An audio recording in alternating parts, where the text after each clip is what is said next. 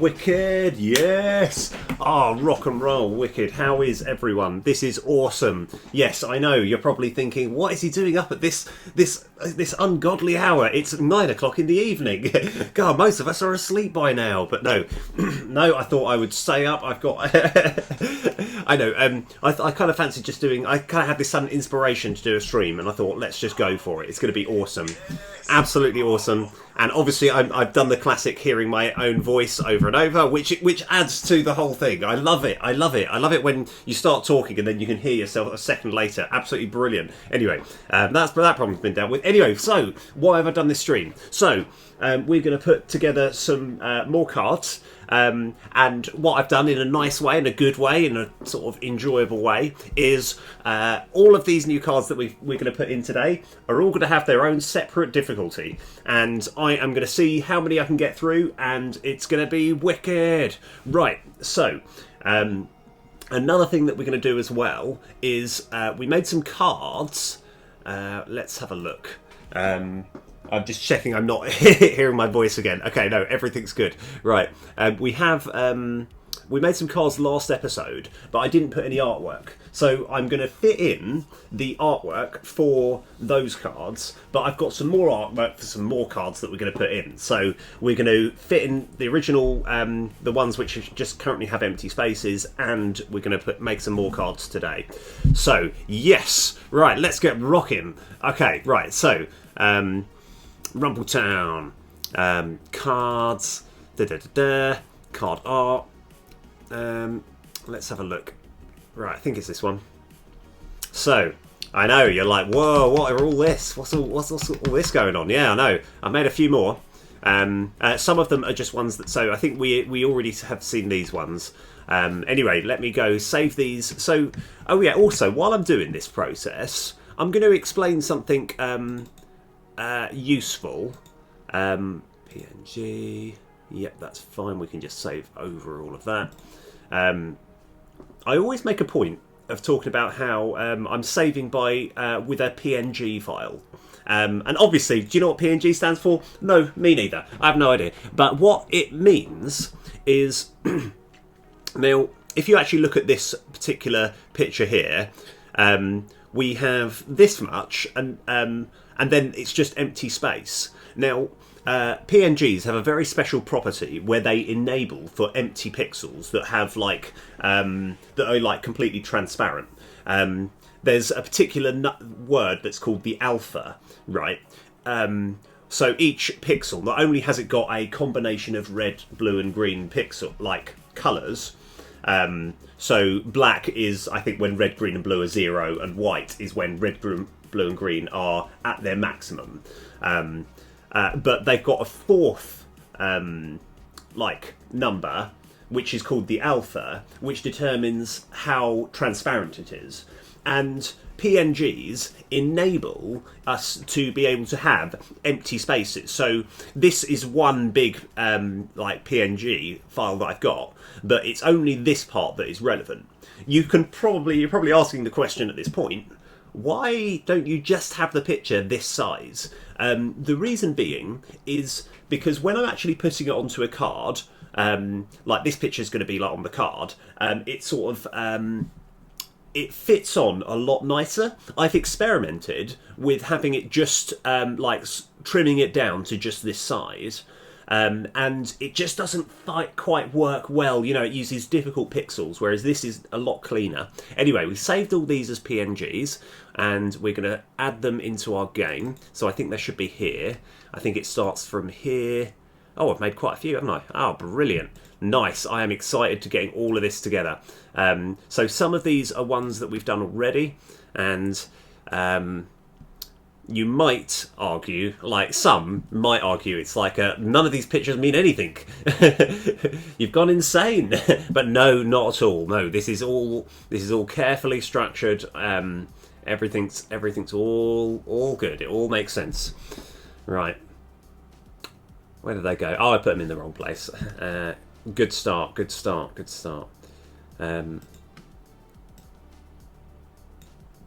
So now. I'm going to set all of these, so it's 1 to 8, point filter, compression. So let's have a look. It's all of these ones here. I'm going to set them to pixels per unit 1 to 8. Point filter and compression none. And what I'll do, I'll quickly do a summary. The reason, so 1 to 8 means for every 128 pixels of an image you have, it takes up one of, let me just pan in a little bit because the resolution isn't great. Resolution still isn't great, but it essentially it caters for one of these squares here. And if we stick religiously to everything being 1 to 8 pixels per unit, it will make everything a lot smoother when trying to get some things to interact with others. Anyway, we've got all that changes. We're going to click apply. Right, kapow. Right, now we need some... so here we've got all our cards that we've made, and some of them don't have sprites here. So I'm just going to cycle through, find out which ones don't, and then try and get the right picture. So, dynamic recruit. Oh, I actually thought I had one for dynamic recruit. Oh no, that's cheap conscript. Oh no, I still haven't done dynamic recruit. Okay, don't worry. I actually, like, in my head, I'm just checking what's the one for cheap. Oh yeah, my head is currently in the way. Let me move up here. Cheap conscript. It's this picture. Ah, I thought that was the one for dynamic recruit. Okay, so we still don't have one for dynamic recruit, but I've done some for others. So here, actually, yeah, I can move my head back down now. Right. So, grand gesture. Yeah. Now, if I go like that. I've just got to remember what number it is. You know, I'm making this a lot more difficult myself. Let's just scroll down until we find the cards. I think it's nearer the top.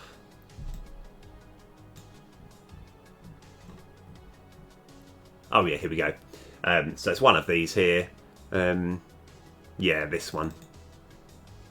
So, guard recruit has already been done. Planning ahead. Now, when I was putting this together, I was thinking, most people, when they're doing a plan, they need a book. I've got nothing. I just thought, yeah, okay, well, obviously, when you're planning ahead, you need a book to do that. So it's kind of a picture with a book and a sort of quill at the side. I don't really know, to be honest. I'm drawing blanks. I've no idea. Window of opportunity. Oh. Oh yeah, no, I haven't actually... What did I have for window of opportunity? I need to actually remind myself, because I did this a little while ago. Oh yeah, it's this one. It's card art 10. Okay. Over here.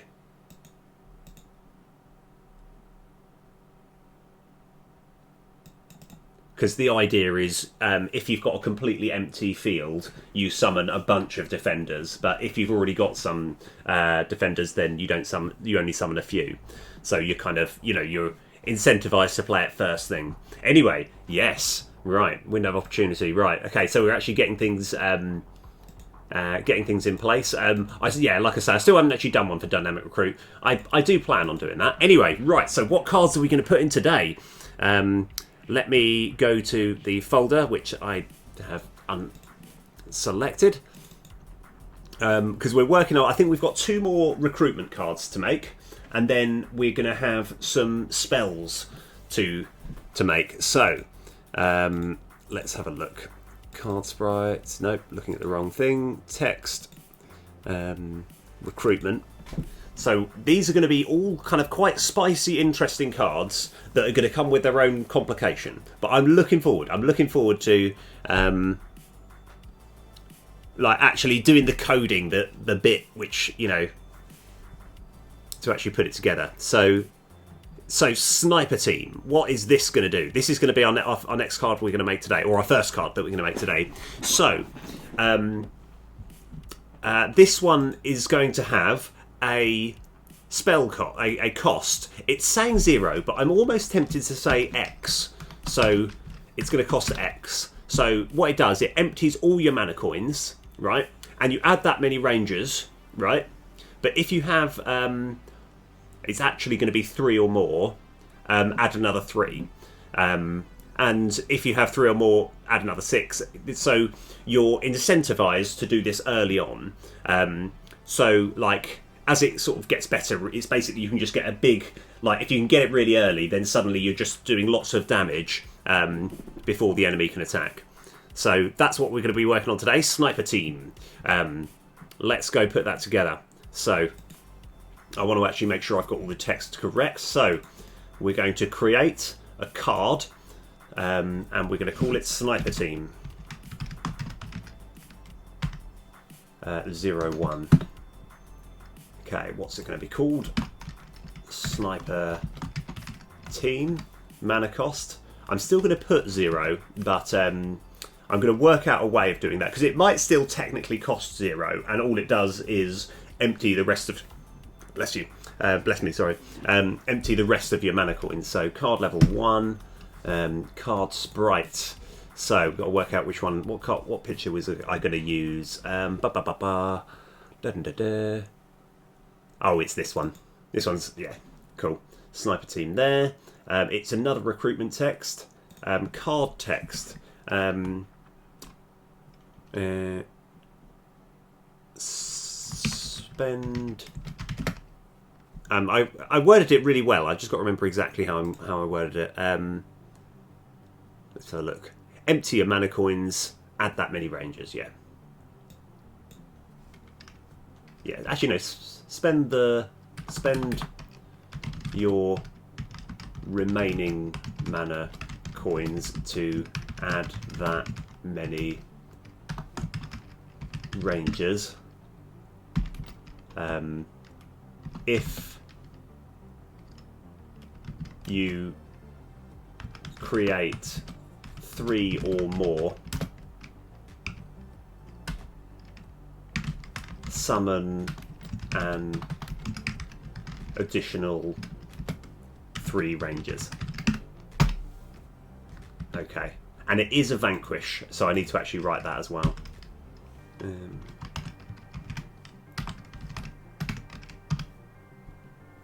Right, so the key ints are 3 ints. Oh no, we actually just need 1 key int, and that will be 3. Actually, I think we need 2. Sorry. Gets a little bit confusing. They're both 3 actually for the first one.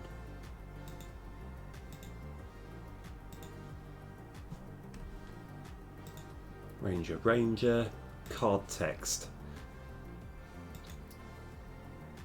So it's actually easier if I just copy all of this.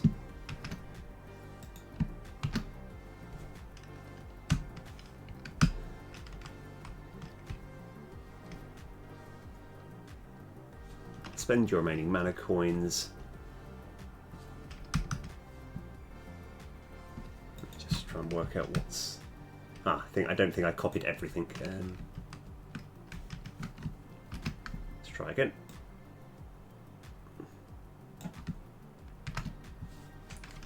Spend your remaining mana coins to add that many rangers. If you create 3 or more if you create 3 or more rangers. Yeah, okay, I just want to check I've got the wording correct. So let's have a look.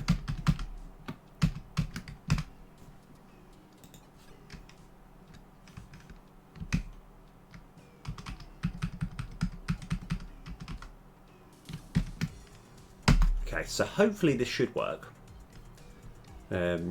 This one is going to be... Yeah, now, at the moment, we've got different rarities. I think I've made too many rarities. I want it to be definitely one less. I almost want to get rid of uncommon altogether. So make it sort of common, rare, champion. And then there's the starting cards.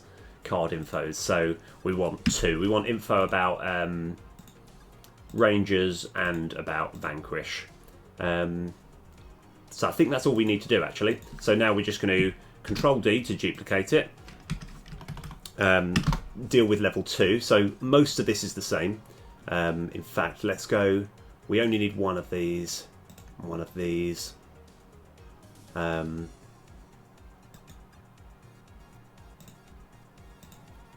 Jumping the gun slightly. This is going to be 6. Card level is 2. This is going to summon an additional 6 Rangers, and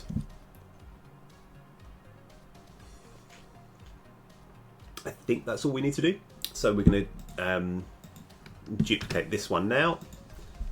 So this is dealing with all the 3 levels of this card. So this would be level 3. Now the last one we're going to summon 10. That's if you spend 3 or more. Got to level that. And I think that's all we need to do. Okay, right, we've created it. Right, now we've got to get it to work. So, how are we going to do that?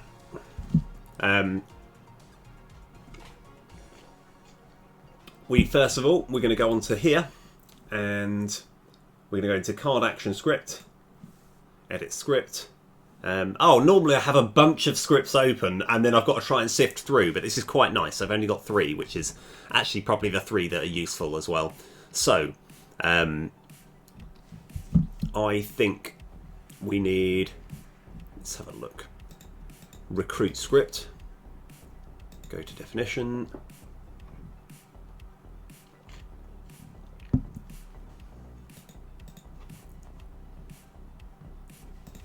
Now let's just close all this up. We've got a summon Ranger. So it looks like we just need to let me have a look. So we just need to work out how much mana we've spent and put that number into here. So it's going to be something here. So let's go on to the card action script. At what point are we performing the action? So we've got the card SO.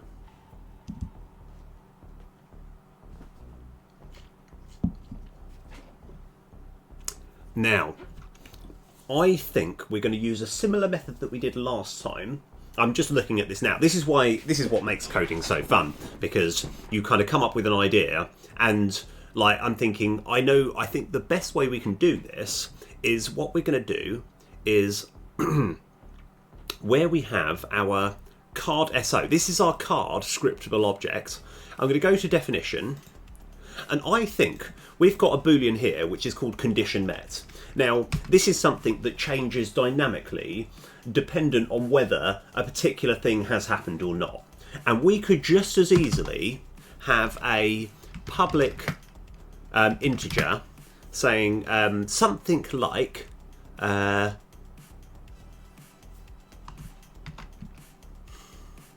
it could be like mana spent or something, right? I still haven't worked out how we're going to fill that in, but let's just say we could. This should be actually quite easy, right? So so we're going to worry about how we actually get that mana spent number up later. All right, let's just pretend that isn't a problem, and that's really easy. So working under that assumption, right? We can just add to. Oh yeah, unfortunately, yeah, this still is beginning to get a little bit clunky here. So I need to work out a way of making this a bit smaller. But let's not worry about that for the time being. So. Let me actually, I think the easiest way is if we find, where is it? Because I've got something which is Ranger Recruit. We're going to copy this because a lot of this code we can actually just copy and paste.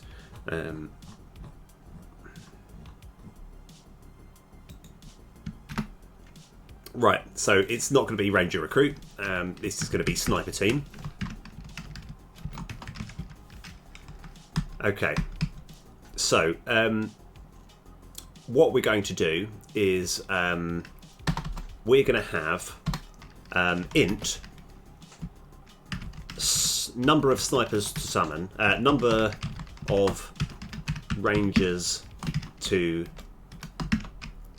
summon equals underscore, I can't remember actually. No, it's yeah. So we're actually now getting access to our scriptable object that we've used as an argument to actually put this event. It's essentially the thing that we put into this function to get it to work.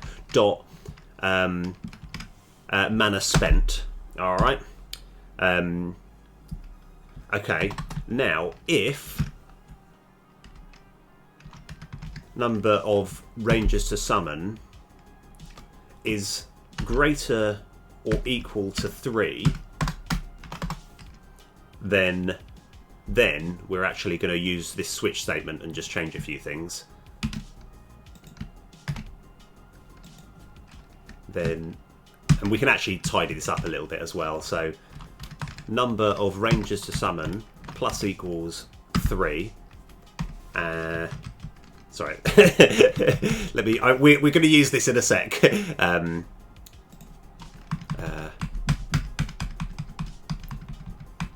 Break.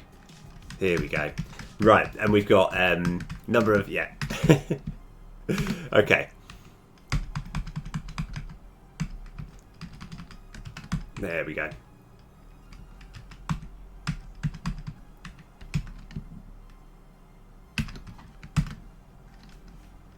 Right, so it's probably not the most efficient way of doing this. Okay, so we know it's an extra 6 if it's level 2 and an extra 10 if it's level 3.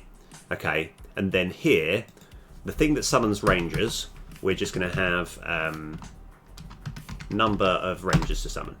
Okay, so this is actually all the codes that's needed, right, to actually get it to work. The problem that we've got right now is we've got nothing that actually is affecting this, but this shouldn't be too difficult to actually sort out. So I've just got to work out exactly how to do this. So I need to do a little bit of out-the-box thinking. Let's just let this compile.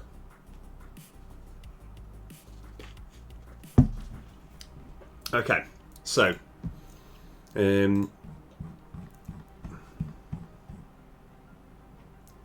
where we've got the card script,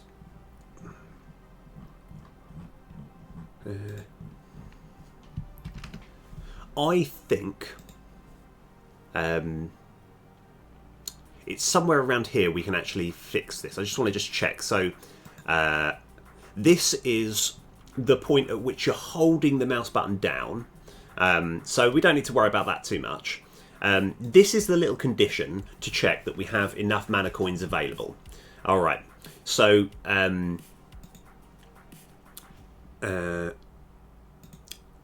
so what we can do here,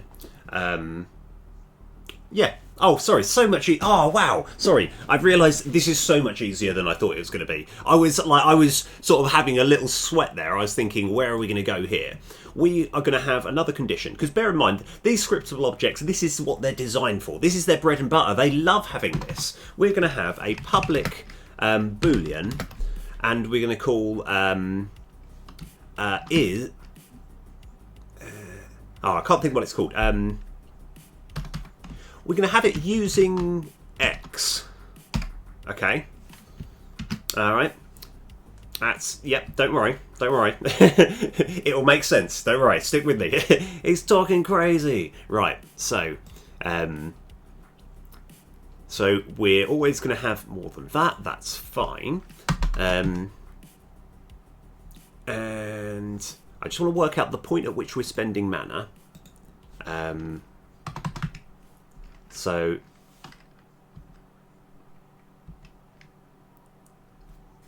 what we've got to do is essentially, let's just try and let me just get this nice and so if so what we're doing here, I'm doing underscore card so. this is checking the actual card script itself is holding this scriptable object that's got all the information on here. So it's kind of like, you know, for the card to work, it needs the actual visual things, which are mostly done on this card script, and then the actual hardcore, proper, important information on here. So if the card SO dot is dot using X, then we're going to do something. Else, we're going to do what we normally do. So at the moment, there's nothing using X, so all the code is going to be exactly the same. So if it is using X, the amount of mana that we're going to spend is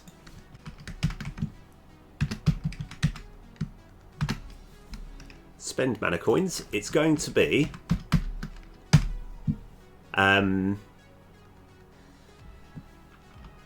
underscore mana script dot mana coins available. I think he's nailed it, boys. I think that's all we need to do. I want to actually just have a quick visualization that I think this is correct. So once we have spent, there's another, so once we've actually done the check, we've checked that it is in the position to cast it. So, you know, it's not as though you just click the card, you have to move it and drag it up. So, you know, kind of like Hearthstone and Slay the Spire, blah, blah, blah, blah. So we've done that. So that's that condition there met. If the mana coins available is greater than the mana cost, which it is because it's cost 0, now then all of this stuff happens. Don't worry about that. And then if we're using X, we're literally going to spend all of our available mana coins, or mana coins available, I should say. And oh yeah, big talk. Almost forgot the massive thing. Underscore card SO dot using X dot dot mana spent equals, yeah, oh that was a close call there. Phew, right, done that. Okay.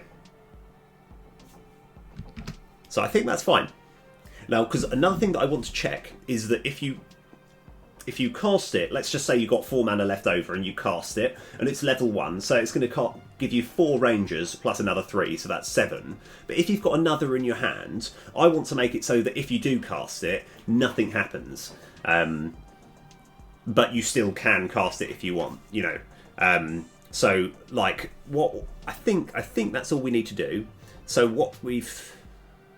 Yeah, this should be fine. Right, so we just need to put it in our deck and then give it a try. Let's go. To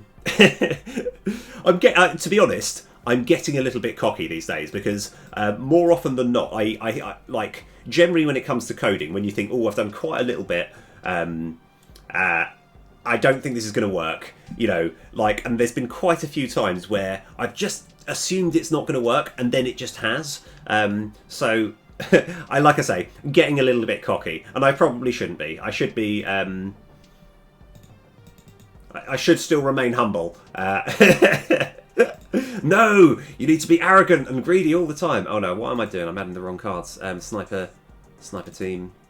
So yeah, this is the deck at the moment. It only consists of 8 cards, but it will be enough to test this card.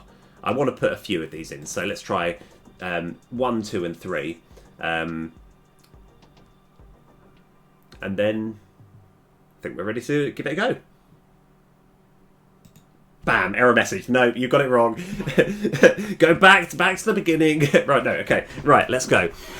Sorry, that was just that. Right, no, it's going to work. Oh yeah, this is the new window of opportunity card. Don't worry about that. That doesn't matter. Right, sniper team. Oh yes, okay. So spend your remaining mana coins to add that many rangers.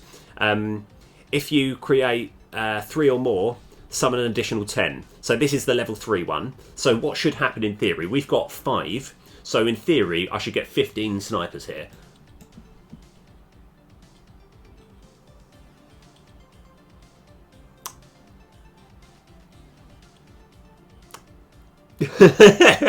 You need to go back to remaining humble. Why didn't that work? Okay, don't worry. This is the fun. I've got to try and work out because the the fact is, there is a good answer as to why that didn't work. I just don't know what it is yet. Oh, man. Right.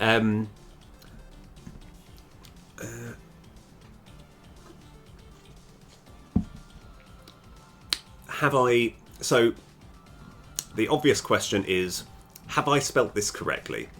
I've called it Sniper Team there, and on the card it's called Sniper Team.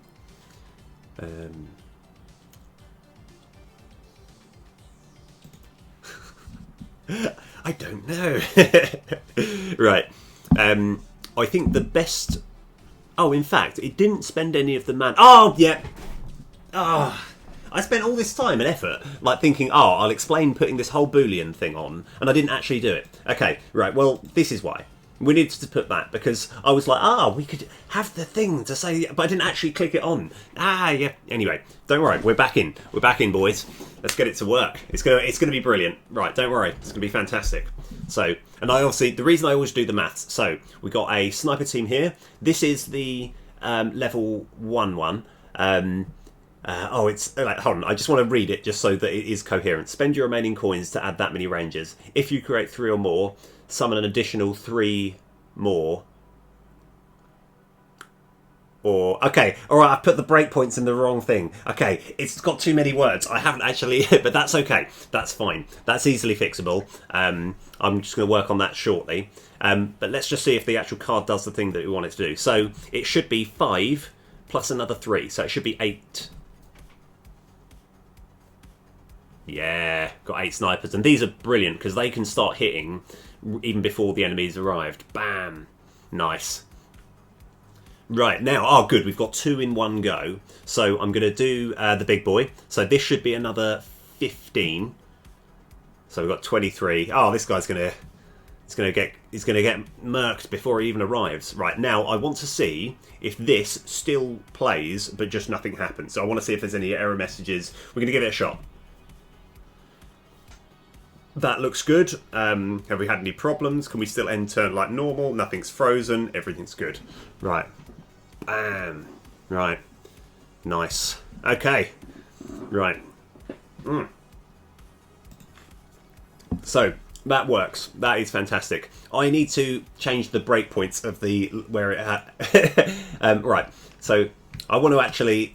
In fact, let's go make this bigger so we can actually see the full context of what's happening.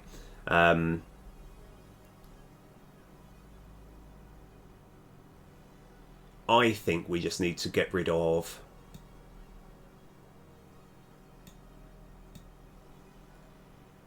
I think it's that. That's fine. Yeah, I just want to have a quick... So I need to do that for both of them.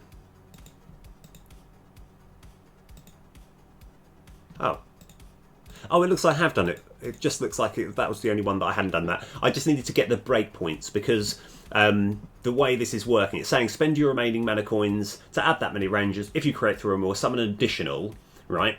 And then we're fitting in this key number here. And then it goes, so in this case it's 3, and then it goes back to rangers. And so that is looking good for all of them. Okay, fantastic. Right, bam, 1 card done. Now, the only one last thing I want to do with this card is, let's go. Okay, I've got to try and work out a best way because I want to, at the moment it's saying it costs 0, which is technically true, but I would rather it said it cost X. So, how are we going to do that? We've just got to work out the point in the card script where we're actually drawing everything. So hopefully there will just be one function that does it. So and here's where it gets. It's going to be the card text meshes. I don't know how you say text mesh in plural, but find all references. Let's go.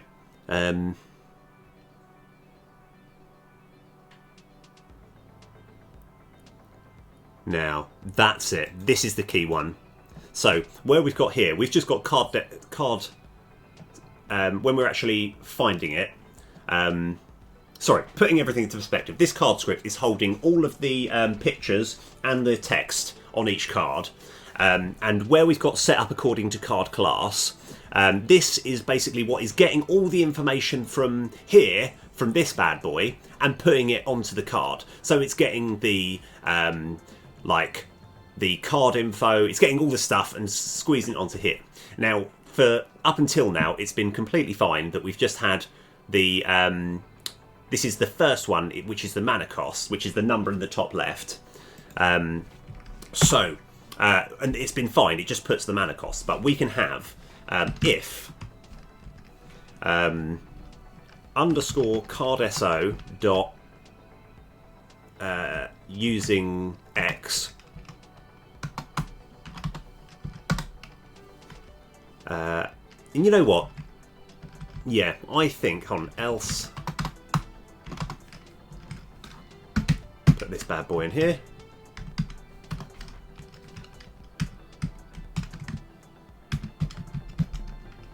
And it is going to be as simple as... Oh, yeah, sorry, I need to tab that just for my own sanity. No, it's in a bracket. It needs to be indented. Come on. Right. So here we're going to have... so instead of it equaling the mana cost, which is 0, and that's why it comes up as 0, we're going to simply have... Boom, X. So now... this has dealt with using X, but sorry, what I wanted to do, and I think I'm kind of fine with this, is do this.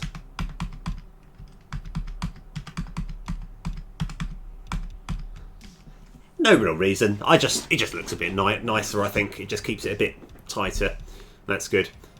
So if it's using that, so let's just see if it works. So we want to check all the other ones still work, and the new X one, the other ones still work as usual, and the X works as well. So let's go. Bum, bum, bum. Right, X, yes, let's go. Right, okay, fantastic. Right, everything's wicked. Right, where are we rocking to next? Okay, right, we're on a roll. We're one down, but like we're on a roll. It's fine. Okay, these are the spells which we'll go into later. I've got one more recruitment card to do. Oh, we've got. This is going to be a fun one. This is going to be good because this will require quite a lot of thinking. So I'll explain what it is. It's another card that uses rangers, and it's going to be called Keen Archer. Now, it costs 1 mana, and you recruit 1 ranger, right? But every time, and you also vanquish it. Means you can only do it once every game. So once you've done it, it sort of removes itself from the battle. For the rest of that battle. So when you do the next battle, it comes back in, kind of like exhaust in Slay the Spire. But once you have used it, you upgrade this number by 1 every time. And if you level this up, this number sort of is going to remain sort of constant throughout, but it means that every time you use it, it upgrades by more each time. So this is going to be just one of those very useful cards to just get down early and try and play. If you get it, you want to get it early in the whole run and play it whenever you see it, so it just gets stronger and stronger. Now, sounds good in practice. The thing that's going to be hard is we need to work out a way of affecting the number on, and actually we can actually have a look on these card SOs so that it remains from one game to the next. I don't actually think it'll be too bad. I think we're going to be okay. So let's go start putting it together. Let's just do a bit of the sort of nice, easy, sort of casual, relaxing, no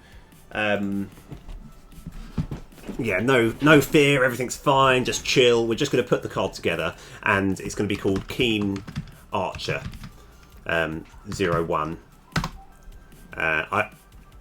Did I call it Keen Archer or Keen Archers? I can't remember. It doesn't matter too much, but Keen Archer, yeah, Keen Archer. Okay, let's go. So Keen Archer. Mana cost is always going to be 1. Card level, this one is 1. And I quite like this. You'll get to see the picture a bit better sooner, but it's just quite a cool little picture. I mean, yeah. Anyway, let's go get the text together. Where are we? Card recruit.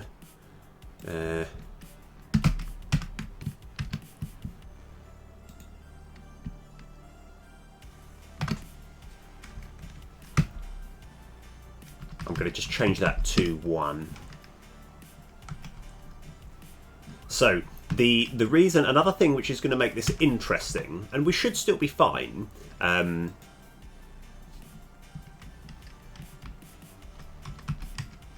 Let's get the grammar or everything correct. It should be fine, but the only way we can actually test to see if it works is essentially after we've cast it, I'm going to have another function which restarts the game, right? Or restarts this battle with the hope that all the information has been changed after we've cast it. But I'll explain that a bit closer to the time. So this is a Vanquish card. The key ints, I think this does need to be 2. And it's going to be 1 and 1. And int type.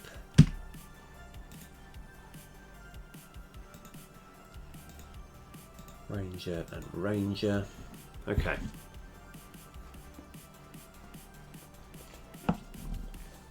Card texts, I think we need 3. Control, oh no, hold on. Home, Control C, V. It's actually easier. Oh no! Ah! It's okay, hold on. I'm just going to minus this one here. Control V. It's easier if I just create 3 of them and just delete the bits of text that I want. So recruit 1. We just need to get rid of that one there. Boom. And here we need to get rid of this here and this here.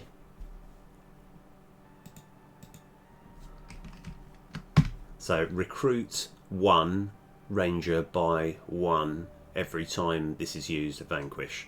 Perfect. Okay. This feels like it should be a rare. Card infos, we're going to have both Ranger and Vanquish. None of these are relevant, that's fine. So we just need to make the level 2 version. Keen Archer 2. So this will be card level 2. This is still technically going to be 1, but it's going to upgrade by 2 each time. And we want to just change this here. I think that's all we need. That's fine. Control D.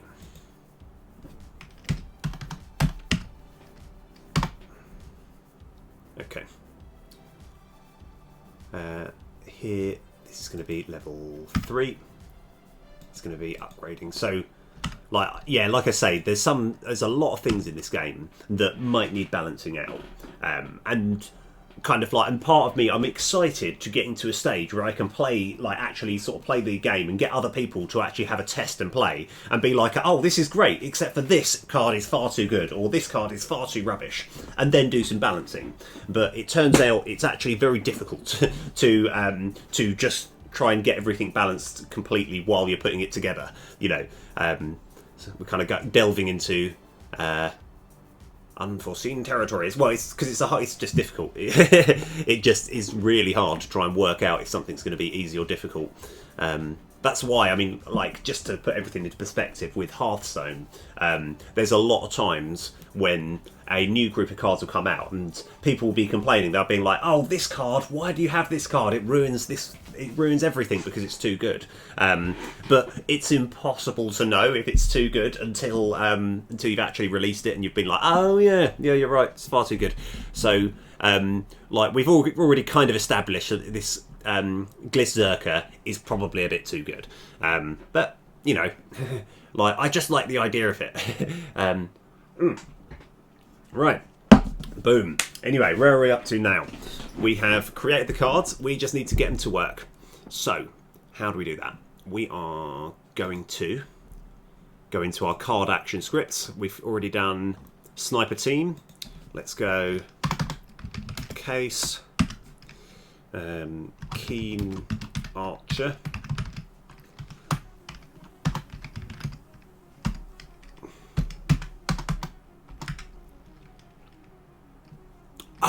yes. Okay. Right, now we have an interesting thing that we need to do here. And I'm trying to work out how we're going to do this. So, here's the situation that we've got. Actually, let me first of all put all this together. So,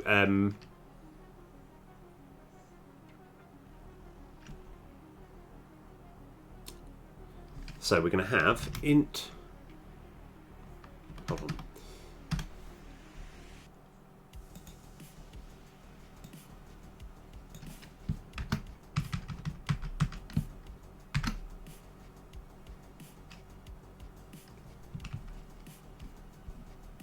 So that number there is going to be card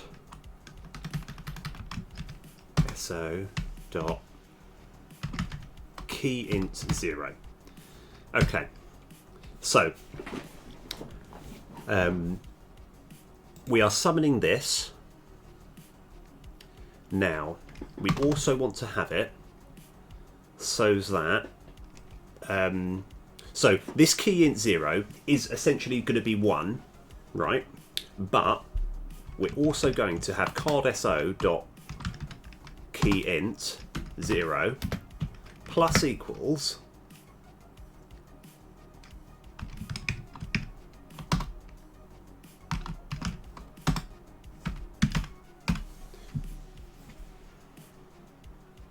so the first number is the number of rangers that it recruits. The second number is the amount that it goes up by each time. So having this here will mean that the next time this card scriptural object is used, the key int is going to be 1, 2 or 3 higher dependent on what level it is. So this is fine. Now the bit that is difficult, right? So this is more or less what we need to do, but we need to have, I'm even going to put it in green comments here, we need to tell the deck held in the master script to update this card. Okay. So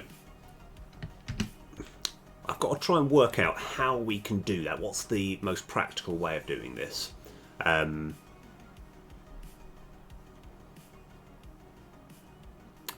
So I've got ideas as to how to do this.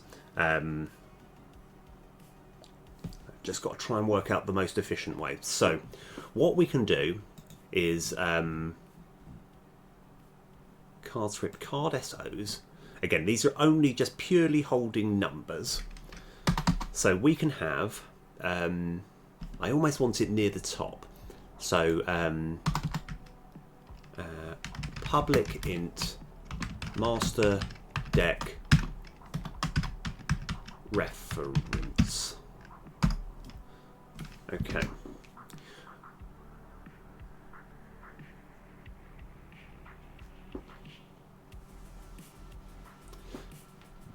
So what we're going to do here, we're going to assign, when we're so let me show you, sorry. I'm trying to explain it, but it's a lot easier to show. So over here, we have this is our current deck. It's got 8 cards. We can add more to it or less than it, right? And these, obviously, as you progress through the game, these are going to change. Ideally, you're going to get stronger cards and upgrade your deck, and it's going to be, better. Blah blah blah blah. Now, with and we can even put it in. It's no problem. Keen Archer.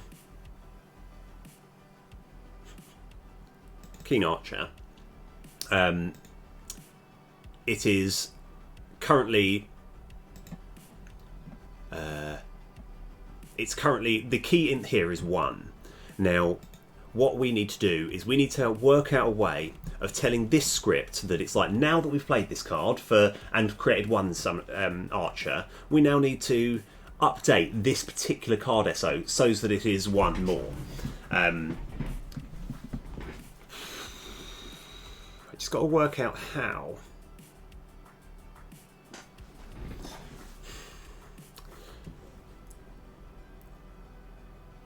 So, because we need to, let me have a look. I'm just trying to think. So the way which I was thinking is, because we've got this master reference, we want to actually give all of these a particular reference number,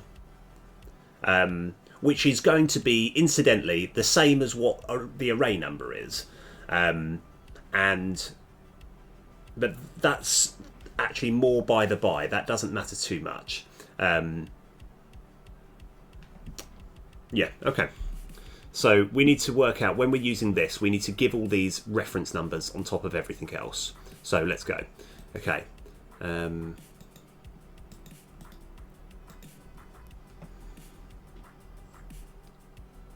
Oh, there isn't much here. So let's go find all these references.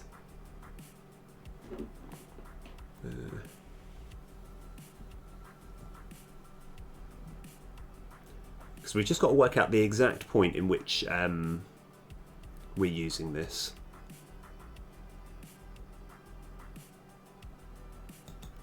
Ah, here we go. Cards in deck. So here is where we are cycling through all of the cards from our... let me keep this on board as well. So our game info, this is going to hold all the important information that we go from one to the next. Yeah, okay, just worked out. This is going to be fine now. It is quite a complex problem. So we're going to have a function here, which we're going to call public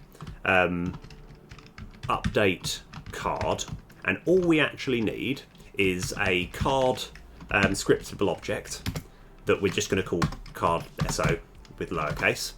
Okay, now, oh, I haven't said void. So for open brackets int I equals 0, I less than card so dot count. Oh no, sorry. Current deck dot count I plus plus. So we're cycling through, and we need to actually find the thing that's got the exact reference to this card. Because the reason it gets a bit confusing is you can't just say find a card with this name and update it to this, because if you have two of these keen archers and one of them's upgraded and one of them isn't, we need to actually get the exact reference. So sorry, I just thought we're going to pause there. We are going to go back there. That's no problem. I just realised what we need to do first. So in this deck script here, I'm going to do something a little bit sneaky. Where we're setting up the basic deck, we're basically... So these cards in deck are essentially the same as the deck that's held in here. But we're adding to it one by one, purely because we want... Now I've forgotten what it's called. It's the difference between what's called a deep copy and a shallow copy. A deep copy means that we can affect stuff here that won't affect the actual deck that's in this main thing here, right? Whereas, yeah, because if I just said simply cards in deck equals getting a reference from here,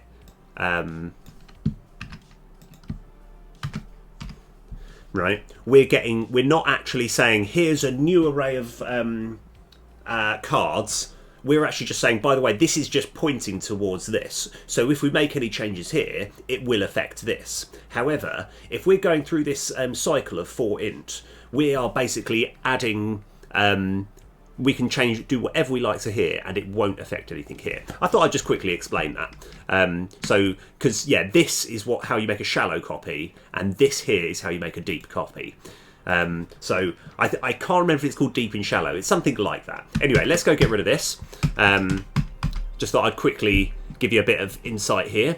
So I'm going to do something a bit sneaky, and I don't know if this is the best way to do this, but no, I think it's fine. So we're actually, like I say, a bit sneaky. Current. Okay.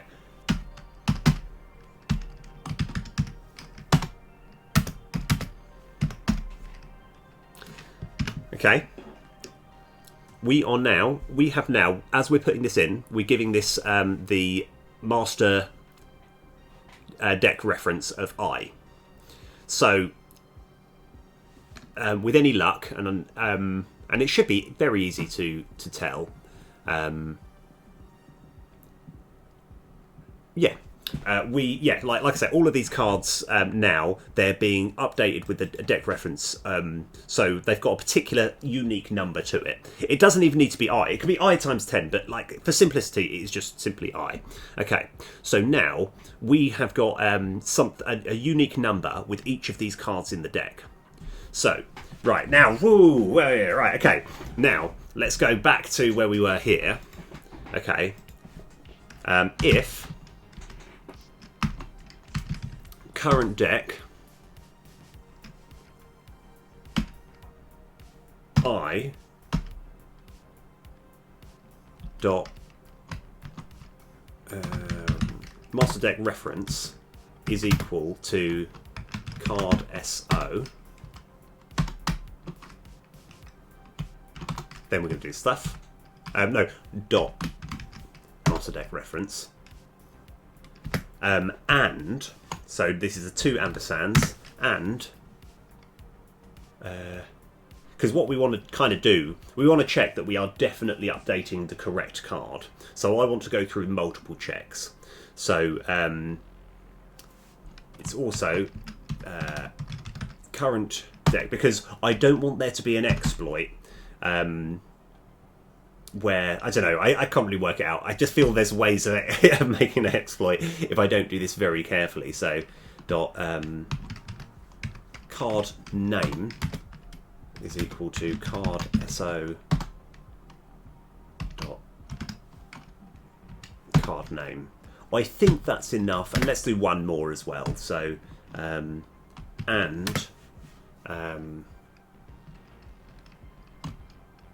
let's do one more. Current deck I dot card level is equal to. Maybe we don't necessarily need to do. No, we don't need to do the card level, because the idea is that this means potentially if there was some sort of thing that could like level up, like permanently level up one of your cards mid combat, this kind of leaves it open to do that. Not that I'm, that's just more of an idea. I do like that idea. I like the idea of having a card that can upgrade another card permanently, at an expense. So even during combat, you're doing a bit of admin to your deck to try and make it stronger. Right, so if all that happens, now we are going to have current deck I dot card S dot, hold on, equals. And now what I kind of want to do, I've got to remember how to actually break out of a for loop. It's something like yield break, but that might be how you break out of a coroutine. Yield break.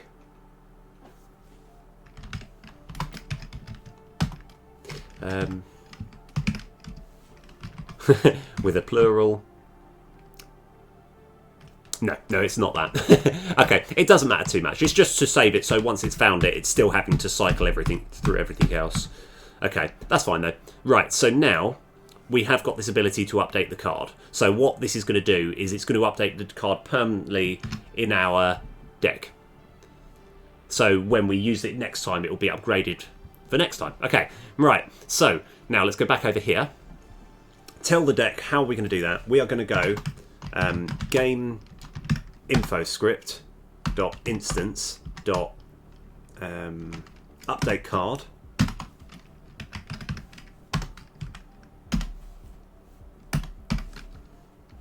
okay. So this looks good. Okay, it looks like we've got here, we're actually going to have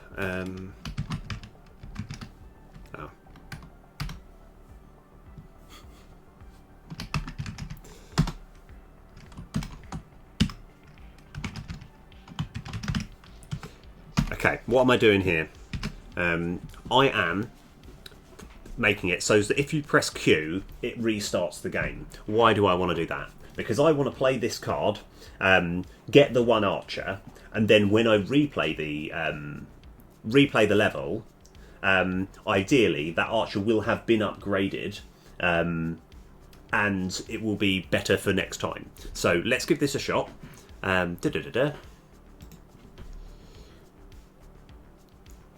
And I kind of, before I do the restart, so we know Q is restart, which is fine. Oh, sorry. Sorry. I've actually got it saying change scene to main game. Now, let me just confirm. Yes, you can still do that. If you press change scene to main game, even though we're already in main game, it's going to be like, oh no, let's end this scene. Let's forget, we're no longer in main game. We now want to go to main game, and it will restart the scene. There is another function, which is just somehow to restart, but I can't remember how to do that. And this is just for testing purposes, so I'm not too worried in any of this, so that's fine. Right. Okay. Stop talking and start doing. Come on, Pete. Right. We want to...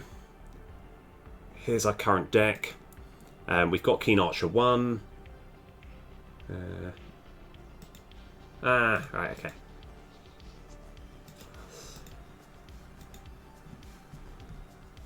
Keen Archer 1. Keen Archer 2. And Keen Archer 3. So we have got quite a few things to test here. And I'll try and explain everything that we're hoping to see happen and see if it does work. Or if it backfires horrendously. No, what are you talking about? It's going to work first time, no problem. Right, let's go. Let's go. Okay. Bam, bam. Right. Okay, right, so Keen Archer. Right, first of all, has the text worked? Right, Keen Archer, yep, it's got the info there. I like this picture. I like the idea that it's a little one, then he gets a bit more angry, then he's like a yah! I don't know. That's what I was thinking. Because it's the idea is it gets more upgraded as you play it. So, this one, recruit 1 ranger, upgrade by 3 every time this is vanquished. So, we're going to play it. We've created 1 ranger, and that's the +1 there to indicate that. We're just going to cycle through and play both of these. God, rangers are brilliant. Right. So, this one here, I'm going to play this again. So, only 1 ranger.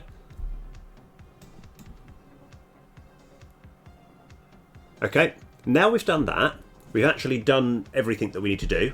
I'm just going to press Q to restart the scene to see if... So what we're hoping, so I'm restarting, we are hoping to see these cards now be upgraded. So, oh, that is looking good. That is exactly what we wanted to see.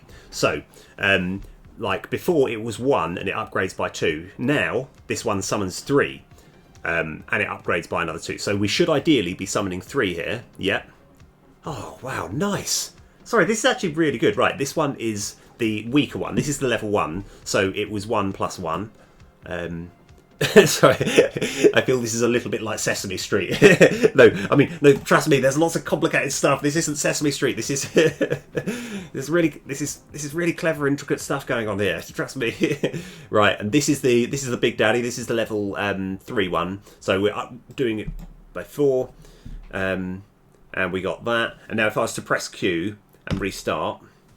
Again, so now these are going to all be awesome. These are going to be brilliant cards now.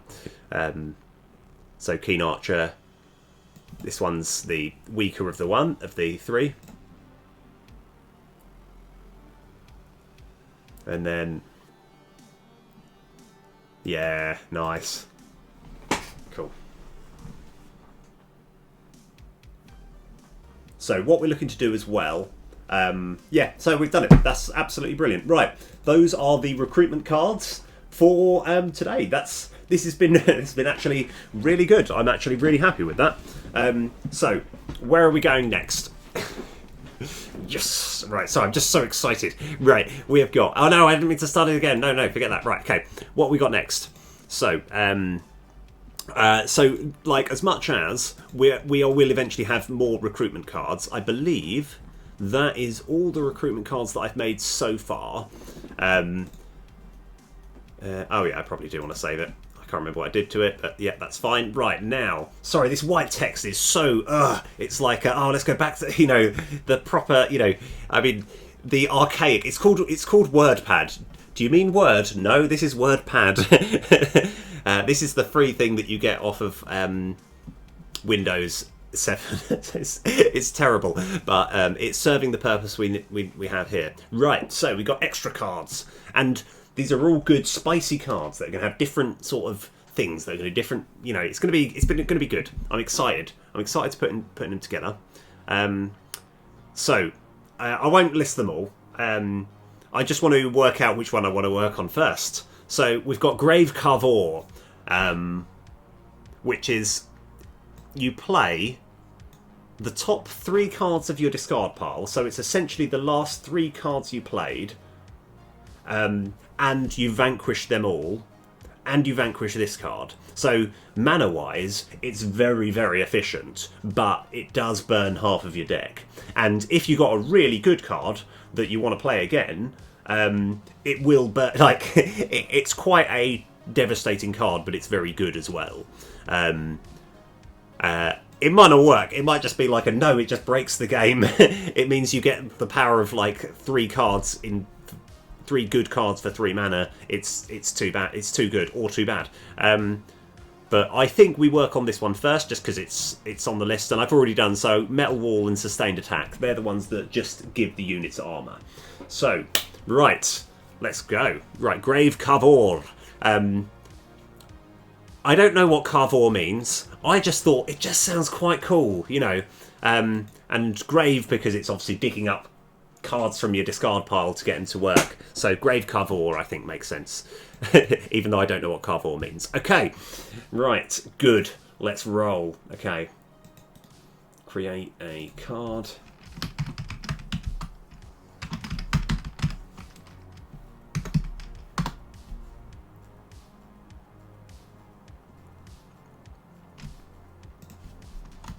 So we've just got to change all of this. So mana cost is going to be 3. How does it upgrade? I can't remember. Do you just get more and more cards?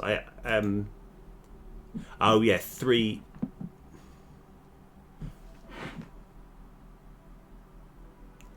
Maybe I should just downgrade it. 2, 3, and 4.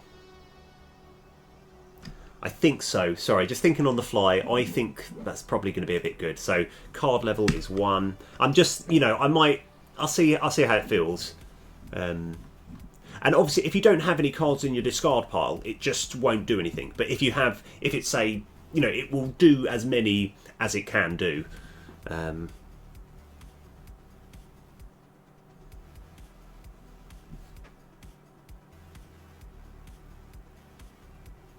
Oh yeah, this one. Okay, just getting the right picture. So this is now going to be a spell. Card text, I'm just going to copy and paste. And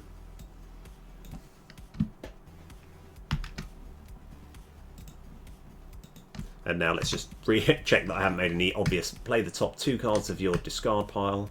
It could even be the top 2 cards of your deck, but then that's an exact copy of Slay the Spire.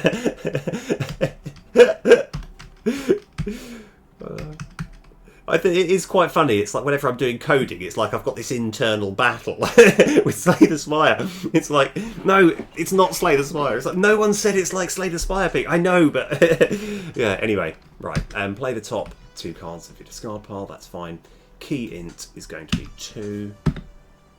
Nope. Key int is going to be 1, and that will be 2. The int type. I kind of want to just have a miscellaneous integer type, and I'm just going to call it misc. Because a lot of the times these numbers don't matter too much. So we're going to, let's go to that now. I'll explain what I mean. So as you can see, these variables here, I've got an array of variables that are enums, which mean they're not actually either numbers or floats or booleans. They are referring to these things instead. So there's a finite number of things they could be. but I want to have another one that's called MISC or miscellaneous. But I can't. Yeah, I don't want to be thinking of miscellaneous, so we're just going to call it MISC. Okay. Have we got master script? Okay, nicely done. Key in type. We're going to have another one that's just going to be called MISC. Done. That wasn't too difficult. That was actually quite easy.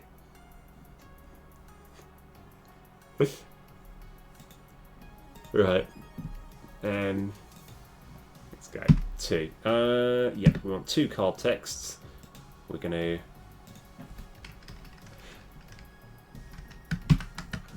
Control C, Control V, Control V. Now I'm just going to pan this, make this way open so I can actually read all of this. So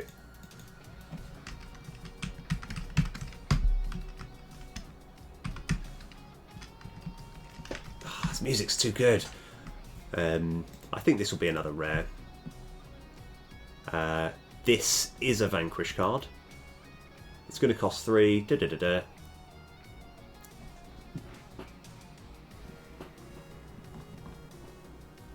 Okay, I think we're good. So, yeah, I think that's all the information we need. We just need to create a level 2 and a level 3 thing.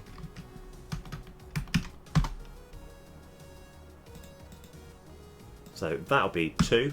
It will be the top 3 cards. That needs to change to 3. And that's all we actually need to do. I just love it because all of these cards are creating a whole new sort of fresh challenge when it comes to programming. So,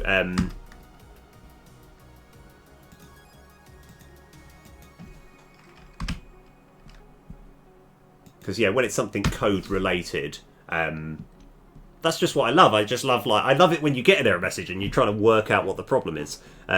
So I think that's all sorted. Right, nice. Okay, so we've created the card now. We just need to actually get it to do something. So that is all held on... We don't know what to do. So, okay, here's the problem. Like, it was worse than this, but this perform card action is quite a big function. At the moment, 88 to 466. So at the moment, it's just shy of 400 lines of code. But that number will only ever get bigger. What I'm like, this is... Everyone's got their own different way of solving problems like this. The way which I'm going to solve this problem is I'm going to put it into my brain incubator, where I'm like, I don't know how to actually like offset any of this code. So I'm going to just work it out another time. For the time being, we're just going to add more lines of code to this one big, clunky, heavy, chunky function. But that's fine.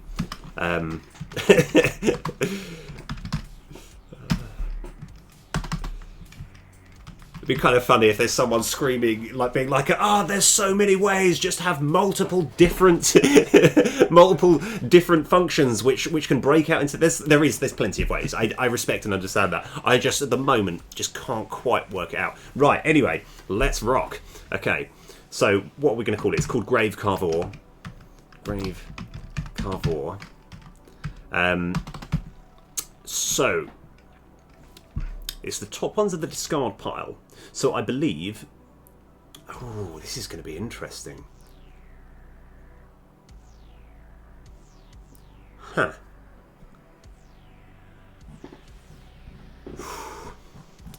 It's just I'm putting it together, I'm thinking this is actually going to be quite difficult. How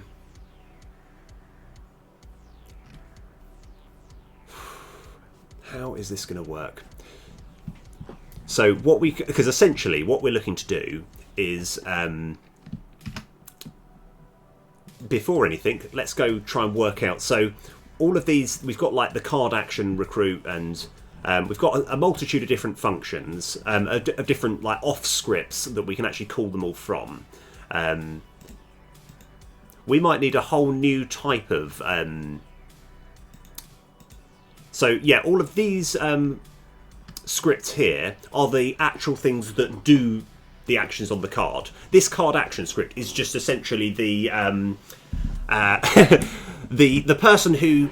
sort of sits in the office at the front of a big building and is like, no, I'm in charge of this building. It's like, there's a lot of people doing a lot of work in there. You're there, you're fine, you're important, you're still good, but these boys here are the ones who are actually doing the hard work. They're doing the heavy lifting. You're just directing people as to where to go. So we're going to have another one, another new function, another new script. And we should call it, maybe actually, no, you know what? We can do it all in here. We can do it all in this one. Sorry, changing my mind. It's all right. It'll be the draw cards because it's kind of drawing cards. So, public void.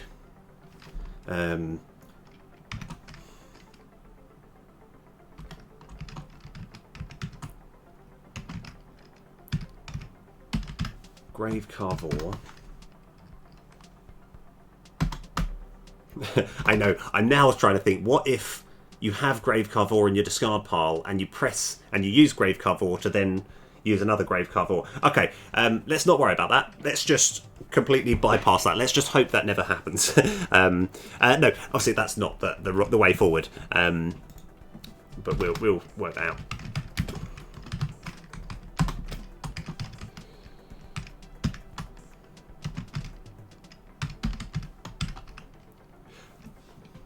Maybe we should call it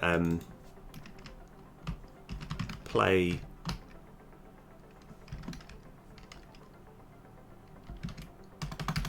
card from discard pile.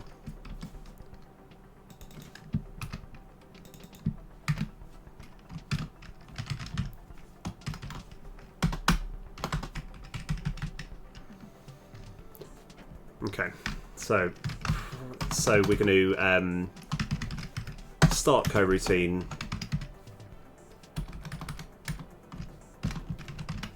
Play card from discard pile.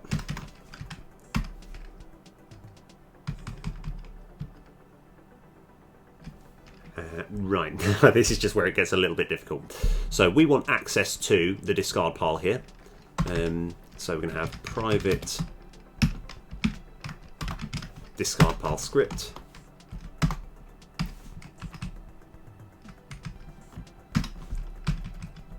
And where we're setting the scripts, we're just going to... So this is when we're first creating this, where we've got a set scripts command where we just basically tell this script what the various different, like giving them references. So we've created this discard pile, but we just need a reference to it. So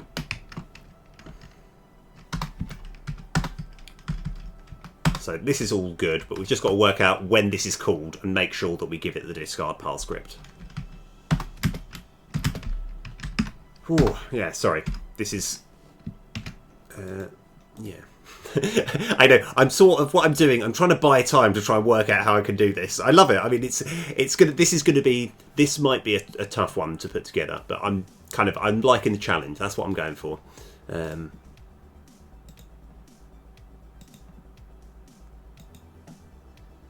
So here, do we actually...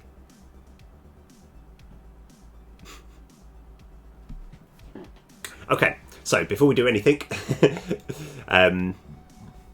we actually need access to the discard pile. So when the card action script is what sets the scripts for this this other one, and it doesn't have access to the discard pile, and I'm pretty sure we're going to need that. So we're just having to do a little bit of sort of kind of backtracking, or not really backtracking, but we just need to kind of step back a little bit, make sure that this has got access to the discard pile. So I think it should fit just nicely over here. So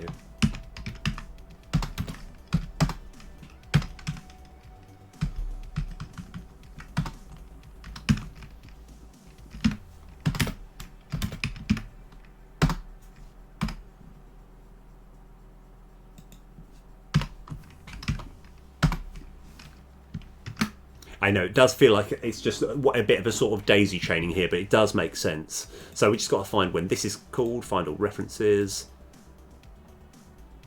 And now hopefully Yeah, this is the Big Daddy. This has already got the discard pile, I think. Yeah, we've already created it there. Discard pile script. Let's go.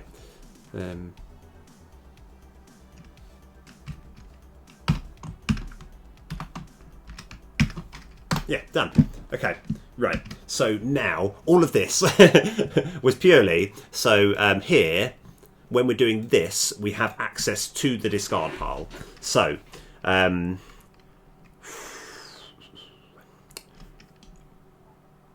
play. I'm going to actually change this to top card from discard pile. Okay, so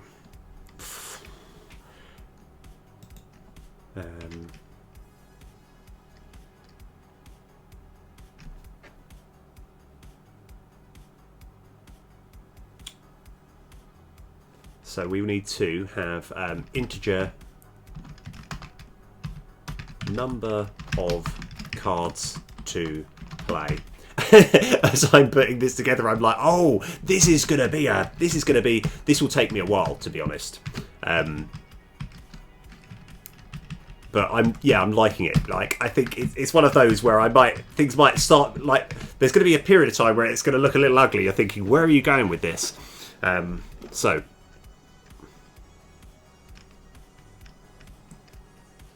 So the top card is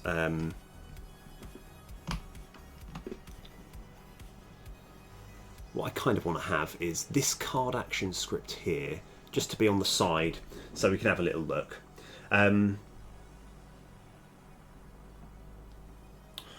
There.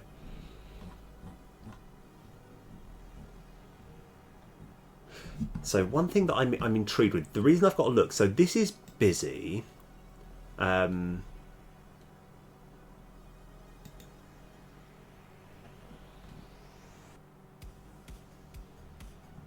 Okay, like, because the problem, the reason it gets a little bit confusing is we are going to, so Carver is something where we're playing cards from our discard pile. So we're having to perform this one originally to play Grave Carver, but within that particular thing, we're playing even more cards. Oh, hang on. Is there an easy way of doing that? So there's different ways we can do this, and I'm trying to work out what makes sense, because my original plan was this is happening, right? And while it's playing other cards in this bit here, it's going to have another different type of, like, being busy. So it's going to be playing the cards here, and it's going to have a sort of... But I think what would make sense... I love it. This is why we do this. This is why we talk it through. Because I think what we need to do is... where we've got perform card action...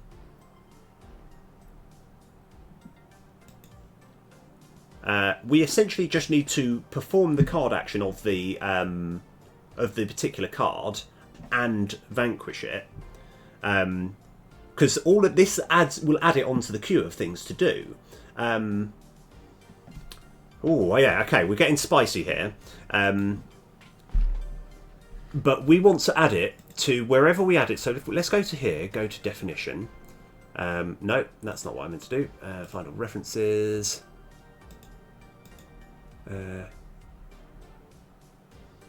Oh yes, so we're adding this, but we want to work out a way of adding it to the end, so it's the next card that's played. I don't know how to do that. Let's have a look. So let's just have a little experiment.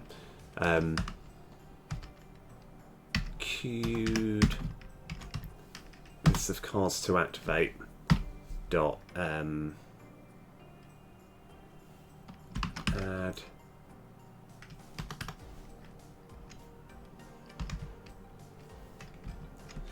so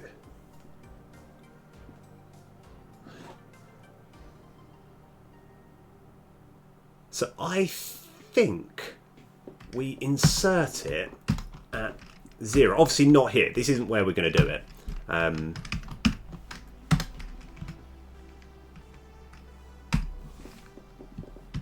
So I will have to... So...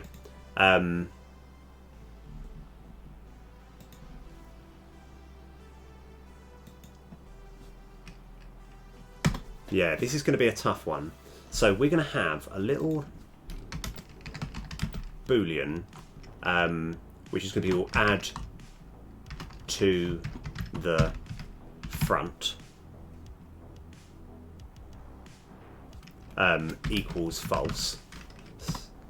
So it's by default it's going to be it's not going to be adding to the front. It's going to be adding to the stack.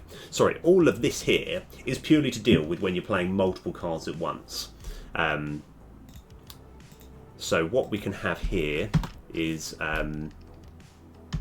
if not add to front,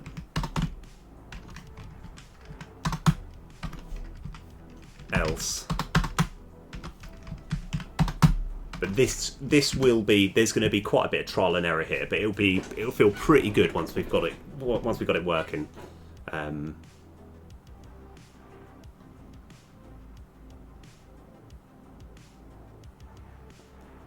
Yeah. So what's actually going to happen in here? Oh, okay. I'm like, I think we're okay. I think we're onto something here. So Grave Carver. Now that we've got that, I think that's all we need. We don't need to have a separate thing here. So on here, we are going to all that's going to happen in the routine is we're going to get the top number of cards from the discard pile. Essentially summon a card that sort of is yoinked out of the discard pile, suddenly comes to life, and then vanquishes and goes to dust. That's going to be the main function. So that's fine. Okay, so what do we want to happen here? So for int I equals 0, I less than number of cards to play, I plus. And yeah, one thing that always baffles me slightly and it confuses me is when you have lists of things, so they're a bit like arrays, and you add something, I always get confused as to if it's added as number 0 or if it's added at the end. And I believe it's added at the end. So if that is the case, it will be yeah. So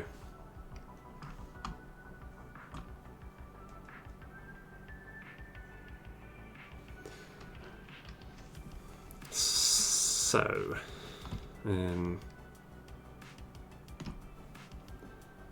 want to create the top card of the discard pile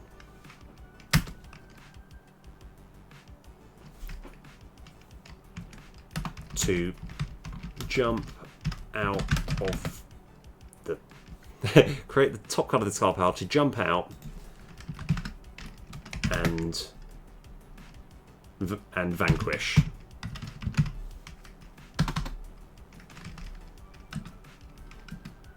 And then add that to the perform action. But yeah, perform card action. Card action list. I think that's all we need to do. Okay. We also need to remove the card SO from the discard pile. Okay. We just got to do one at a time and we'll get there. This is difficult. This is quite complex stuff. But I think by breaking it into 3 different sections, it will be it'll be monstrously easy. So, first of all, if underscore discard pile script dot count dot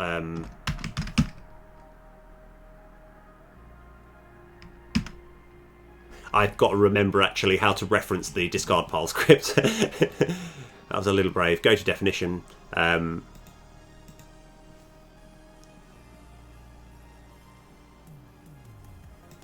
Card SO. This is what we want. This is it. Card SOs in discard pile. Perfect. Actually, you know what? We're going to do a little pause here. I just don't want to create an error message. So just get rid of that. We're going to come back to that. I just need to. We're not going to cause this. The only problem is I need to just quickly go yield return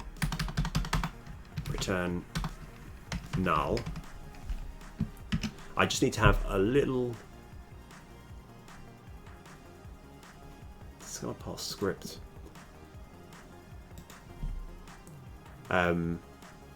This I'm going to make this public. Let's go. Let's not try and make anything too confusing. I think I might even have a function, but it doesn't matter. Let's go make this public. Oh no, hold on. Okay. New tech here. We're going to use serialized field. Okay. Now, I've learned that by doing this, it's still private, but we can get to see it in the inspector. That's what serialized field means. So, let's go. So we want to have a check to see if it's there.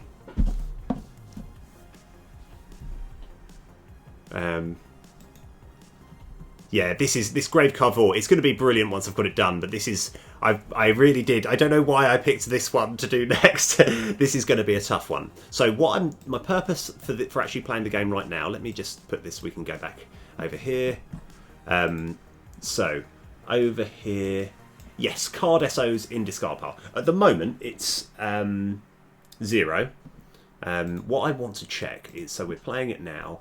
Let's go play this one. No, that's a terrible one because that vanquishes itself. Okay, right, this one here. So now that is in the discard pile. What I want to check, I'm going to end turn now, right? And I don't know if this remains a 0 or if everything gets bumped up. So let's go. Okay, it does. So, yeah, okay. Yeah, my question's answered. That's fine. So what we're looking to do... where are we? We're in here. Yes, over here. So...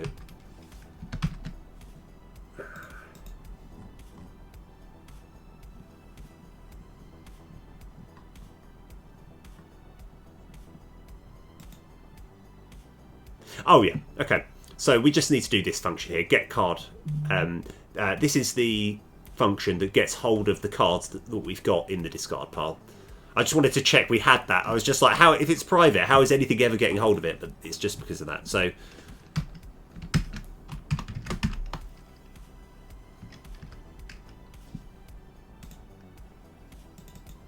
you know what? Let's rename that to get card SO. So card scriptural objects from... Yeah, that will just clear a lot of things up for later.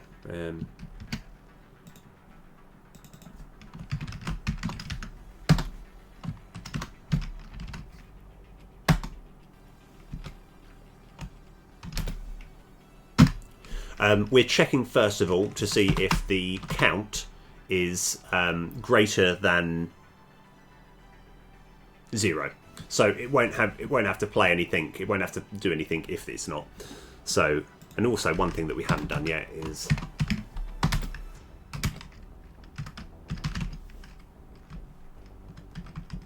I do busy equals true, busy equals false.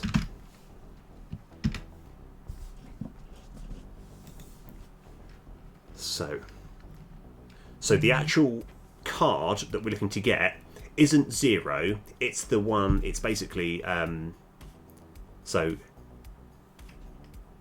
it's going to be the,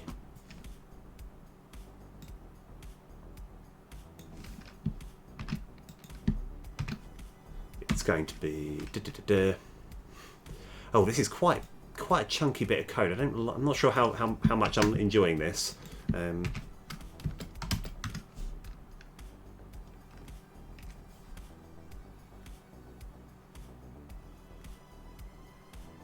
No, that's quite ugly.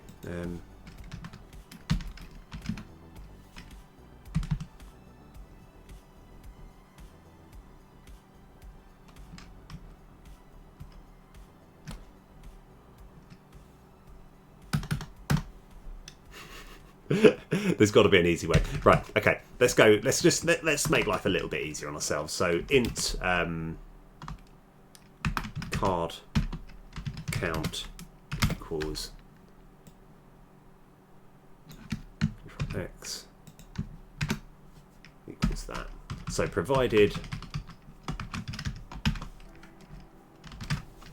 card count is greater than 0, then discard pile, then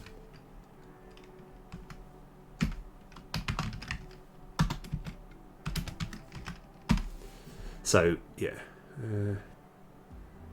Yeah, that's fine. This is just this is what we're gonna what we're gonna pull out of the discard pile and create. And I've just got to remember how to do that. So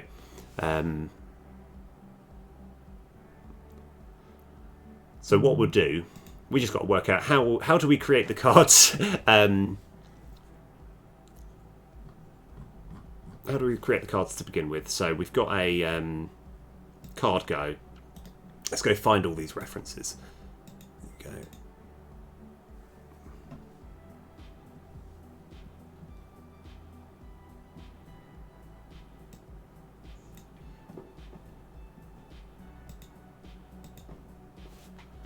Okay. So it's actually mostly this, isn't it?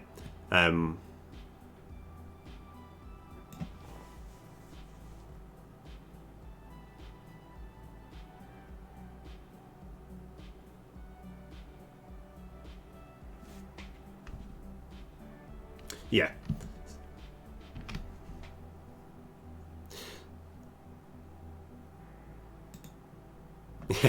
Oh wow, this is a tough one. Why did I make this start? This is a lot more difficult. So, so this in the deck script, this is how the cards are created to begin with. That's when they're coming from the deck into your hand. I've just got to work out a way of them coming from the discard pile to be vanquished straight away. And I think if we have this, I'm just going to copy this, and then we're going to fix it in a little bit. So.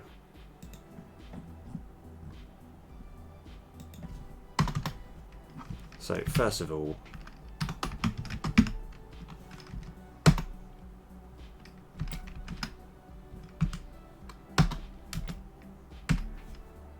okay, just want to get hold of that. That's good.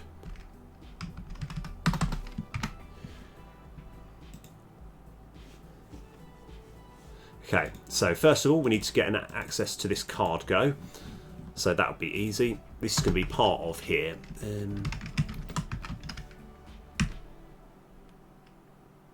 Oh, the more I think of it, it actually makes sense to have a script within the discard pile that burns the card. Yeah, that makes a lot more sense. I was going to try and do everything in this script, but I think this script is going to call the discard pile to do it. I think that makes actually a lot more sense. Now I think about it, that makes a lot more sense. Right, let's go.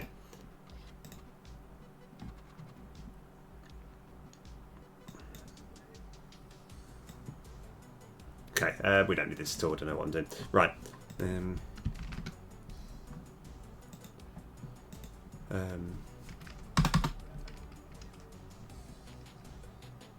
Public void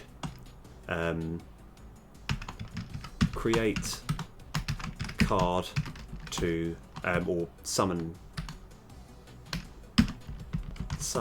card to vanquish.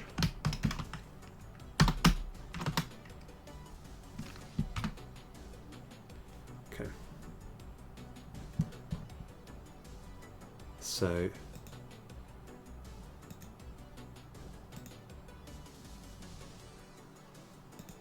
think about here is where we want it. So private game object card go.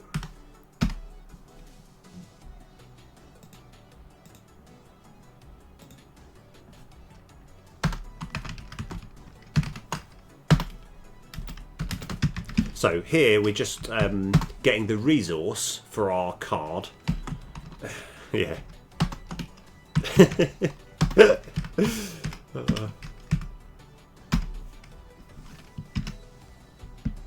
So someone threw me a little puzzle a while ago, and it was one of those which, I mean, it's not actually that difficult, but like it just took me a lot. So if you have a car, you're driving a car and you're looking to do 2 laps, right? And the first lap you average 20 miles an hour, right? How fast have you got to go in the second lap so that your overall average is 30 miles an hour? Now, the reason, like the absolute obvious answer, where you're just thinking, well, it must be 40 miles an hour, right? You're just like, yeah, just make it up. And I actually thought I'd actually write it down, break it all down, think, oh, this is actually just requires that little bit of extra thought. This is how I feel when I'm putting this together, because I was like, oh, this shouldn't be too hard. And then it's like, as I'm looking, I'm thinking, oh, this is actually a little bit more difficult than I thought. So anyway, we're getting access to the original card thing. In fact, it'd be much easier if I just copy and paste from somewhere else. Yeah, we just want that. May as well just get that whole line. Let's go.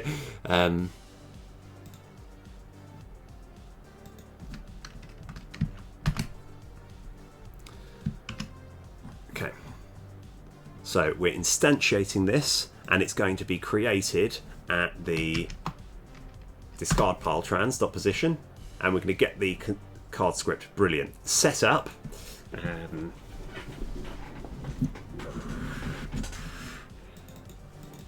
And we are going to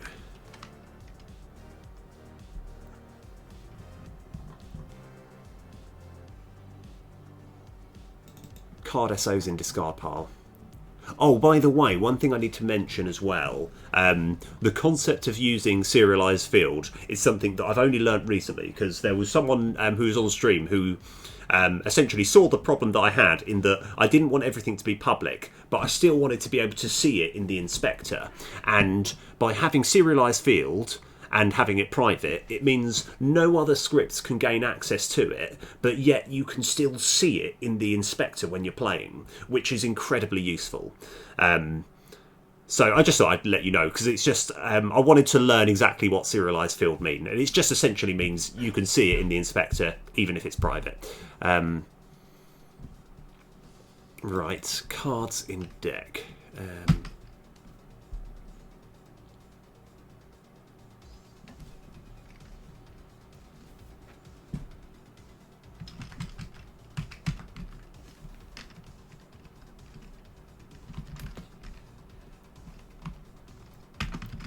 I'm going to have card index. Okay. So we're going to set the card up with our card SOs in discard pile, and that will be card index. And I want to have a quick safety check just over here to check that if card index is greater or equal to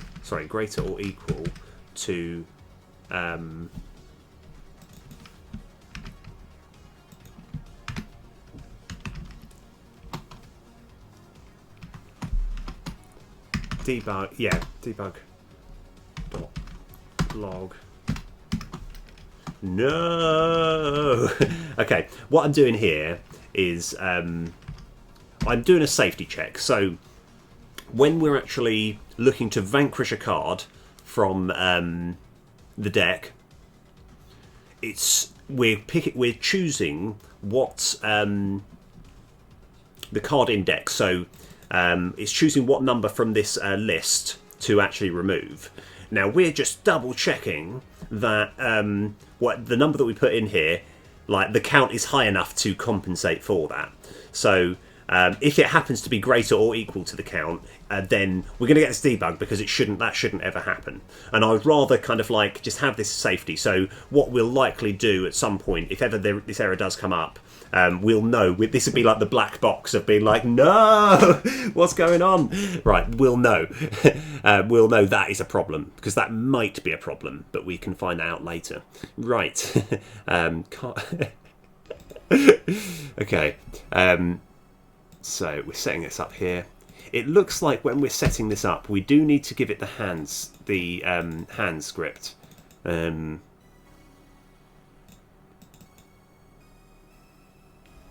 lot of this is actually quite easy to sort out. Maybe we don't need to do all of these things, because all we really need to give it is the card SO. So here we can definitely go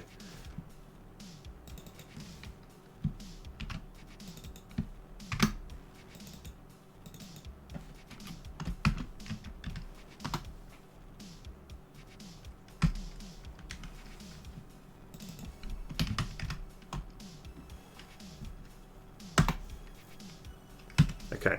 So the only difficult bit, so all that's happening here, this is where we've created the card. We're just looking to set the card up to get it to work.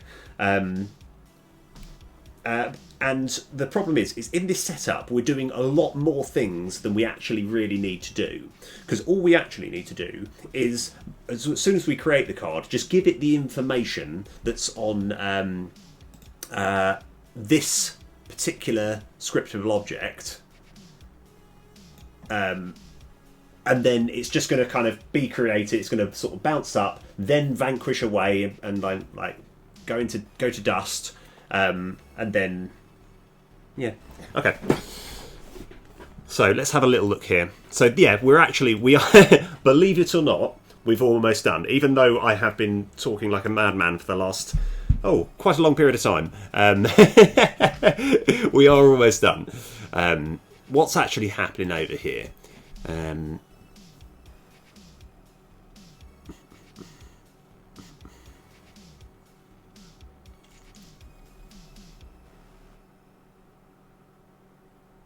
Okay.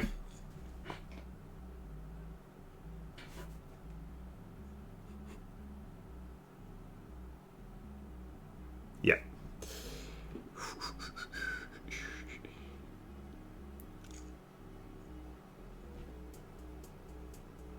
Okay. Right, so this is playing this. That's good. Okay. So all we actually need is oh yeah, this is fine. We can still put all this stuff in. It's a little ugly, but we can still put all this information in. It'll just take a minute or so.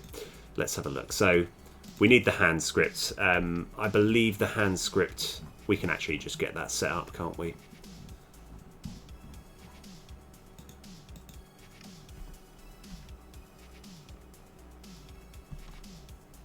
Where would we put it? Yeah, I think we'd put it here. So we're doing this because it makes. I think it will just make everything just a little bit cleaner.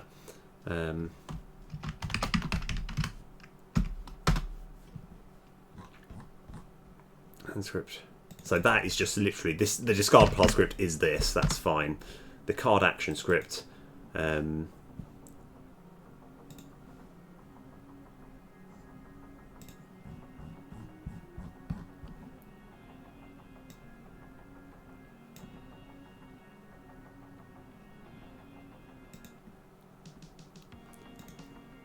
Okay. Yeah, I've just got to actually manually get hold of these to get in the discard pile. It's something that I should have done earlier, but we can quickly do that. So all of these scripts we need to put into the discard pile so we can then give it to this card. So, oh wow, so yeah, sorry, private. Yeah, this is getting confusing. Right, card action scripts.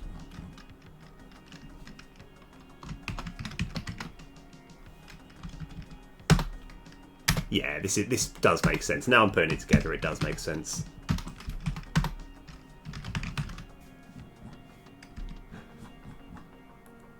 And a script.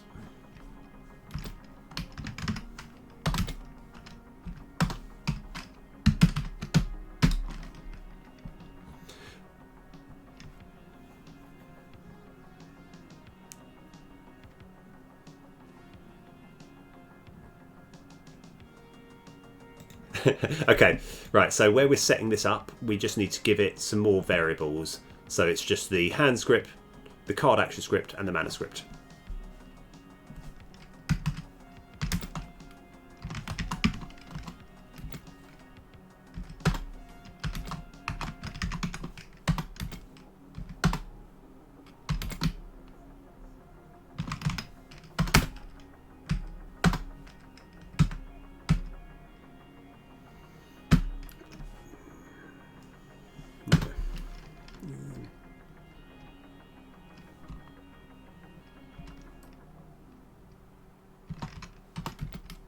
So yeah, we're doing all of this purely so we can set up the card properly. It feels quite long-winded, but I think it makes sense.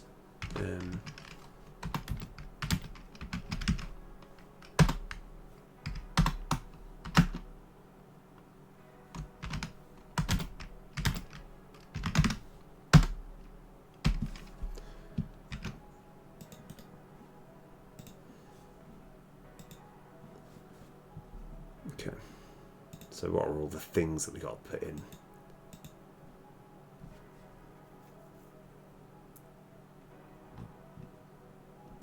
Oh, right, okay. Oh, okay, that's fine. So forget all of that.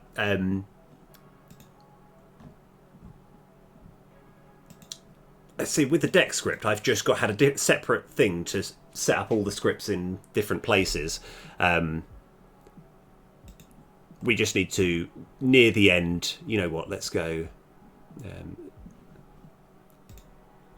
There's going to be a cleaner way of doing this, but I'm going to have set up additional scripts.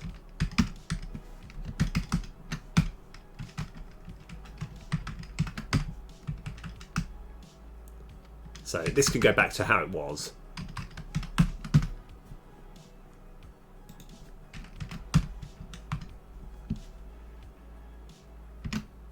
So now we've got that. Oh yeah, I still need to fix that, but that's fine.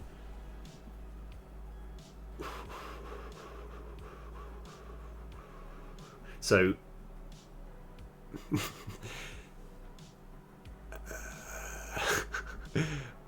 oh, it's because I got rid of it. That's it. Okay.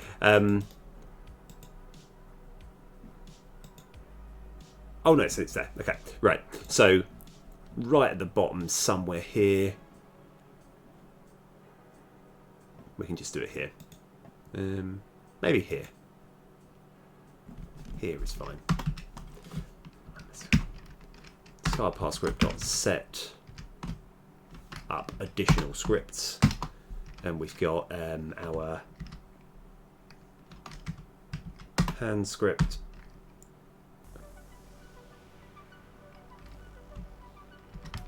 our card action script, and our mana script. Okay. Ugh. I mean, there was actually a lot many easier ways of doing that, but I thought this way's quote unquote slightly cleaner. Just the actual process of getting to that point. Right. Okay. So we've created it. We've just physically created the card. Now we want it to... I'm just going to put there. Make the card bounce to the middle and vanquish. Okay. So we don't need...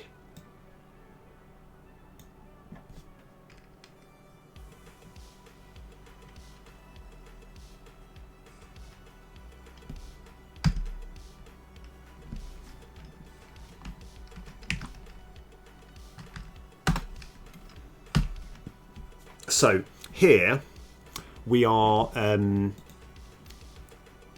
This is the actual main. This is what Grave Carver does. This is like the whole function. We're now going to tell the discard pile to summon card to vanquish, and that will be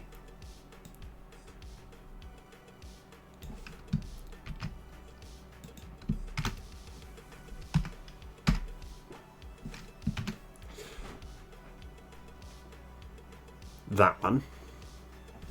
And while underscore discard pile script dot busy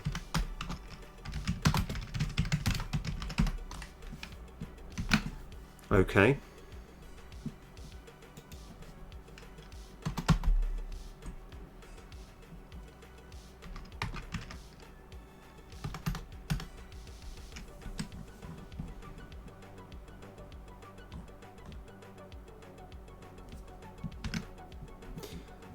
Yeah, that's fine. So, what we also... Yeah, this was... the first two were just like a sort of loud kapow, pow, pow. Get them done really easy. This one, oh my gosh. This is having to, like...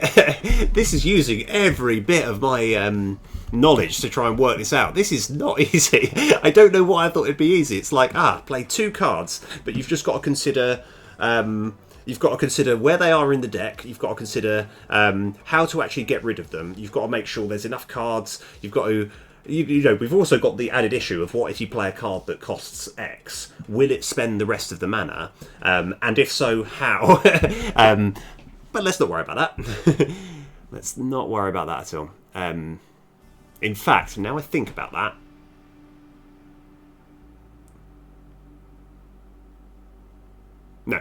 No, don't worry. Let's not worry about that. Okay. I think it won't spend the rest of the mana. It will just spend 0 mana and cast it for X, for 0. X will be 0 in that case. Sorry. Yeah, that's fine. Okay. So, we have now... we've got this. Make the card bounce. Okay. So we've got this card script, right.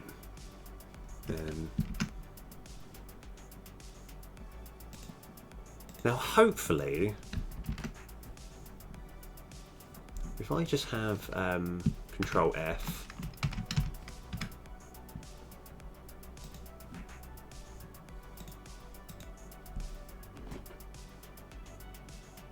we just want to do that, to be honest. We want to do all this.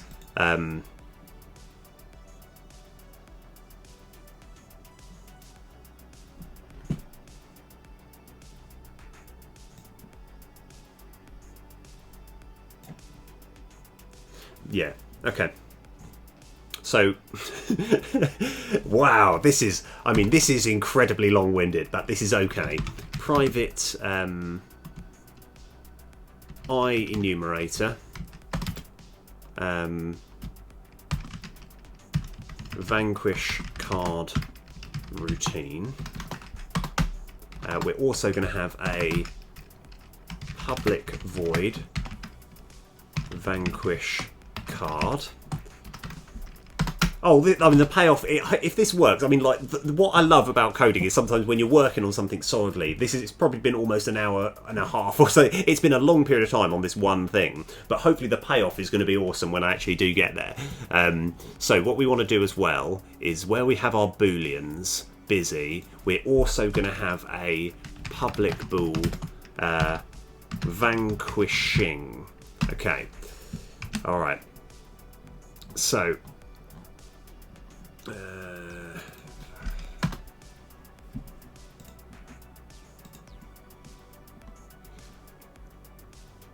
So what's actually happening here? We're fading the colour away. We're also creating the vanquish effect. Yeah, that's fine. Okay, so what we actually need to do is, and this is probably, I'm going to Control X and just go vanquish card while vanquishing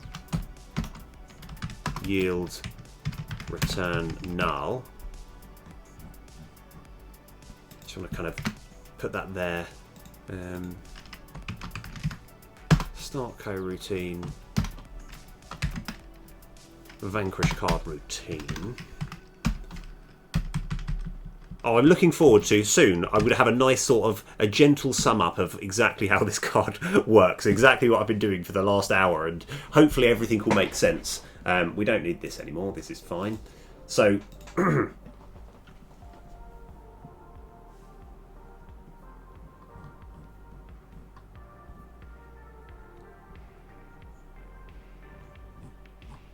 so yeah, when it's vanquishing, I just realised we're not actually destroying the card at this point. We are just doing the effect that makes it look as though it's being destroyed. At the moment, at this point, after it's finished vanquishing, it is just invisible but still there. So we must remember to destroy it.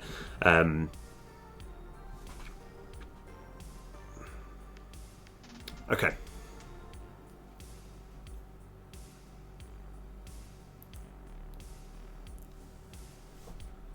Right.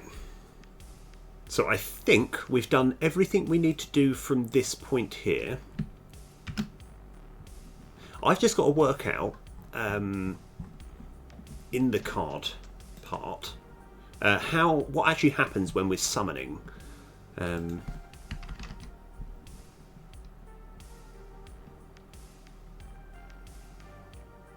Oh yes, I have a feeling that the hand script does almost everything that the card is. So yeah, not that much. So that's fine. That's fine. Okay, right. So we are now back onto here to sort out. This is going to be the. So we've now got access to that. So, and we set it all up, and we set that. We've removed from the discard pile. We've got access to that. Okay, so we now need to make the card bounce to the middle. Okay, so int charm equals this is going to be a routine.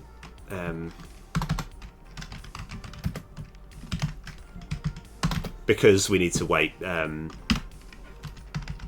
Summon card to vanquish routine.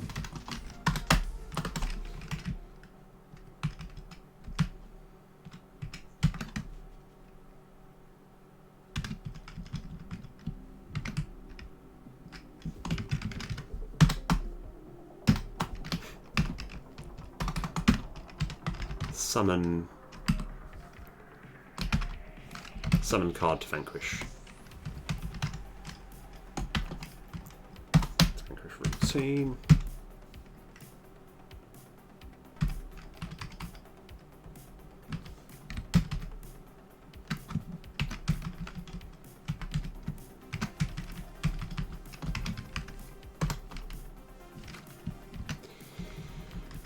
Okay. So I think this we can just simply have as busy equals true. Oh man, believe it or not, we're actually getting to the back end of making this card. I've still got to do a little bit more to it, but we are getting close. We're actually, I can see it. I can see the light at the end of the tunnel. So, creating that, doing all that. Okay, so I can't remember how big the card is. I think we just need to move it to the centre and also grow it to, say, 1.5 times the scale. I don't actually know, but so first of all, move dot instance dot move to point bounce y, open brackets. It will be card script dot get trans. So we're getting hold of the transform. We're going to move it to vector3.0, which we might regret, but we can work that out later. No worries. Time to take should be, I think, 0.5 seconds. Bounce height 1.0f sounds fine. And while mover dot instance dot s2f chum. I cannot hit the keyboard correctly today. Yield return null. Okay. Oh my word, this has been right. Okay, so we also want to grow it to size. I can't remember how big it is when it's actually created, but it doesn't matter too much. Mover dot instance dot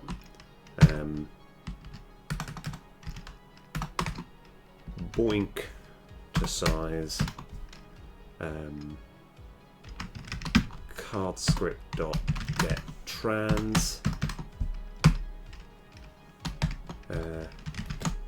I think 1.5f would make sense. So this is 1.5 times bigger than it normally is. Oh yeah, we don't actually need that.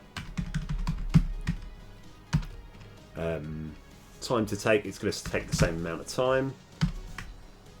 Size amplification, let's go 2. So that is how big when it sort of bounces, because it doesn't just grow to the 1.5, it will grow, it will sort of boink to, it will kind of go slightly bigger, as if it's like a going boing, you know. That's, yeah, so I think 2.0f sounds good. Decimal off first bounce, that's all good. That's just saying the first 0.5 in proportion it's growing, and then the remaining 0.5 it's shrinking back down to the size that it should be. Whereas if I did it 0.25, that would mean the first 25% of it is growing. Anyway, it doesn't matter. Yeah, so this is more that this is my custom code that I've created. There's plenty of other ways of doing it. I like it this way. It's just quite nice and clean.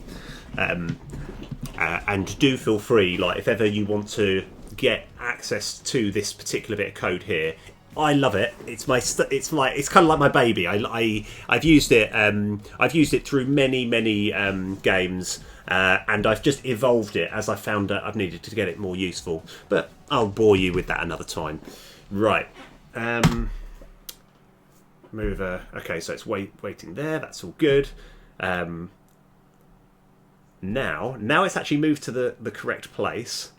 We're now going to go card script dot vanquish card while card script dot vanquishing yield return null. I think this bit of information can actually be done at this over here. That's fine.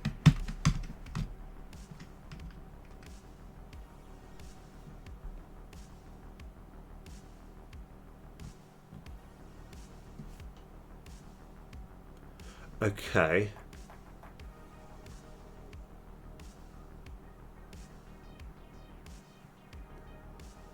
Okay. Right. Now, yeah, we are getting close. We're getting close. This is just I can't tell you how much significantly more difficult this card is than every other card. It's going to be easy. I can't. This is... Right, so we're playing the top card from the discard pile. Hopefully this is going to be busy until it's destroyed the whole thing. Fantastic. Oh yeah, and the other last little thing we want to have...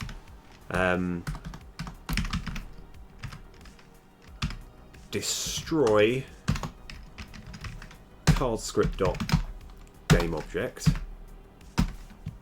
I know, we've just given it all this stuff that it doesn't need. I just want to check that we're not in the card script when we're setting up. Yeah, I think this is fine. Because the thing which I wanted to check was, because we're getting access to this hand script, I was checking that in this setup we weren't subtly adding it to the hand, but we're not. This is just purely raw, setting variables up and doing nothing else. So the fact that we've set up a few more variables than we really need, it's fine. Okay. So that's good. So we're getting it to vanquish, and then we're just destroying it afterwards, because all of this card that's being shown is very much for show. All of the code, is the actual important stuff, is going to be done here. So what we also want here is private card action script. This should be easy to do though. We want access to the card action script. So we're going to just have one of the variables when setting up as the card action script.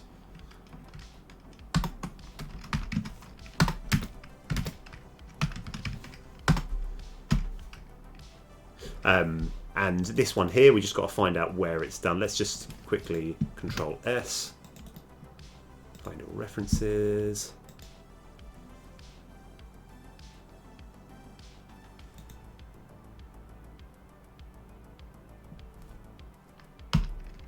And it's actually done in the card action script, so we can actually just put the word this done. Okay. Oh wow. Right, this will be. I mean, this has been a long slog. I'll admit that. Like, because we're gonna come across problems, but I reckon we've done most of the work here. Okay, so summon card. No, that's in the discard pile. Ignore that. That's all fine. It's over here. If card count, yeah. So it'll only do that there. That discards it. And what we actually want to do is, where we have our card action script dot perform card action card SO, and this is going to add to the front true. True. So this almost does everything I want. So we don't need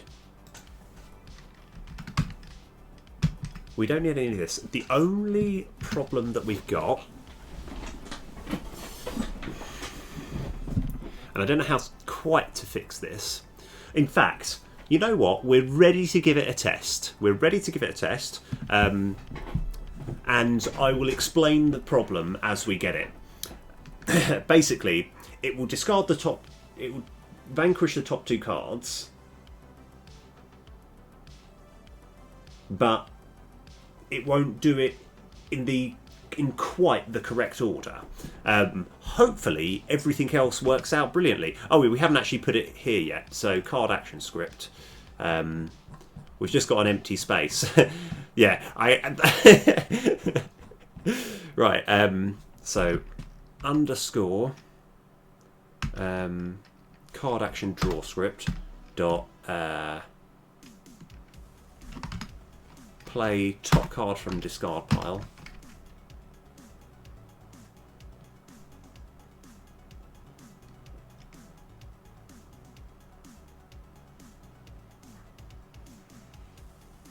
Oh yeah, so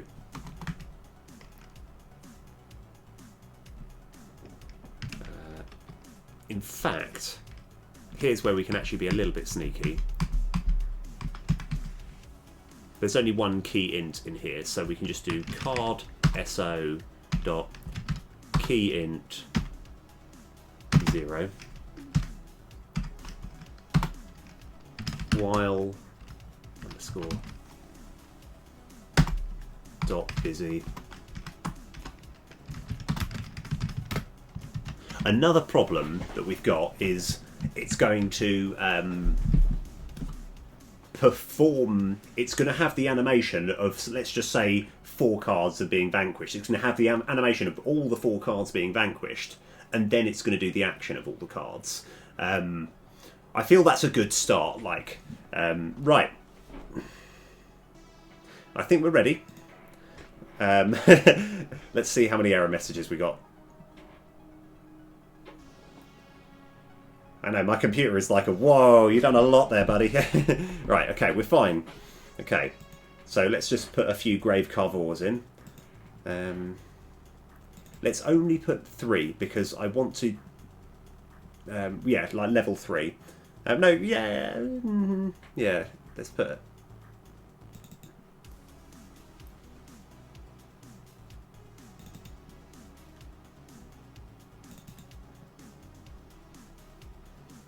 Actually, let's go have this as something random. Doesn't matter. I'm only going to have 1 in. I've just kind of changed my mind because my brain hasn't quite wrapped around what will happen if you if you play a grave carver with another grave carver. That I haven't quite wrapped my brain around that. It's like I don't know what will happen, so I don't know what will happen. Okay, right. So we have the grave carver here.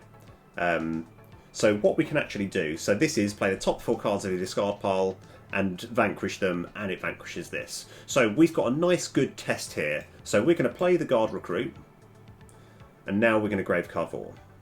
So hopefully what's going to happen, we'll play it, and then the guard recruit will come out of the deck, come straight into the centre, then vanquish itself, and then more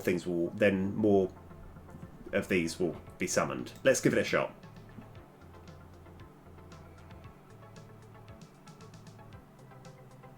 Ooh, close, but not quite. Okay. Let's try and work out what we were missing there, because it has taken it out of the deck. Let me. What happens? So,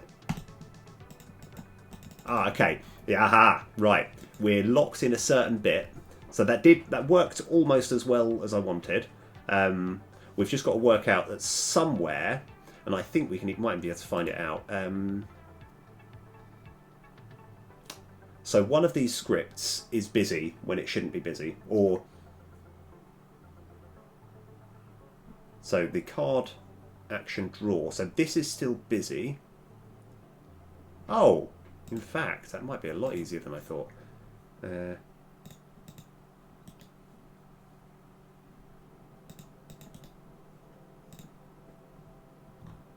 Oh, duh! We haven't made busy equal false at the end.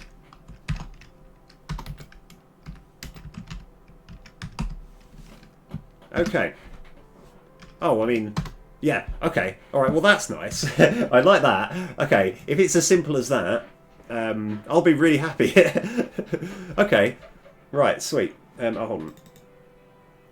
What I always do, I always put the title at the top, and I forget to actually press done afterwards, so you get the title from the last one. Anyway, it's been updated. It's more cards and maybe something pretty cool if I have time. That's the title of this episode.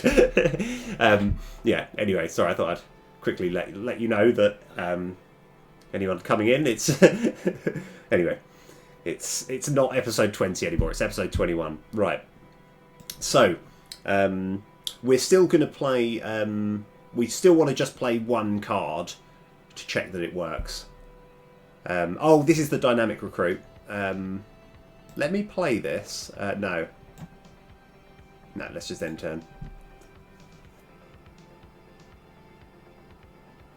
Okay. Alright, we're in the same scenario. We're going to play Guard Recruit.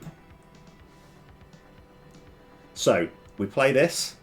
The Guard Recruit card comes out, burns itself, and creates 5 more Guard Recruits. This also burns itself. This will go down to 0. We'll have 3 cards.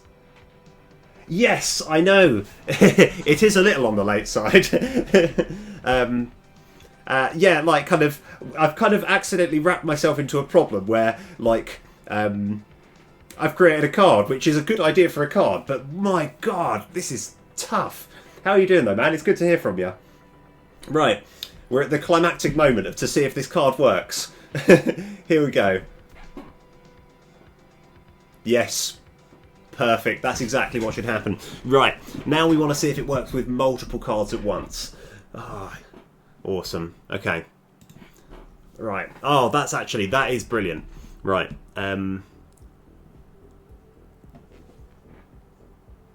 Huh. I think it would work. I think it would work. Sorry, this Grave Carver card is so complicated code-wise to work, but I think if you did cast one Grave Carver with another,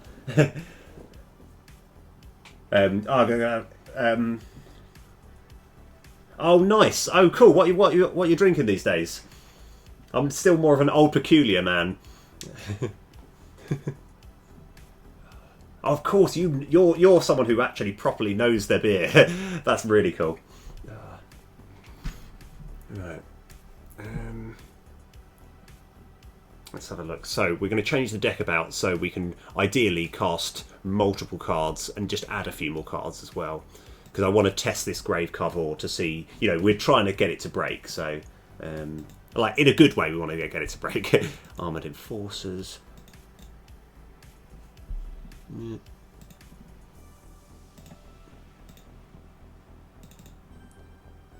We're just adding a little bit of variety.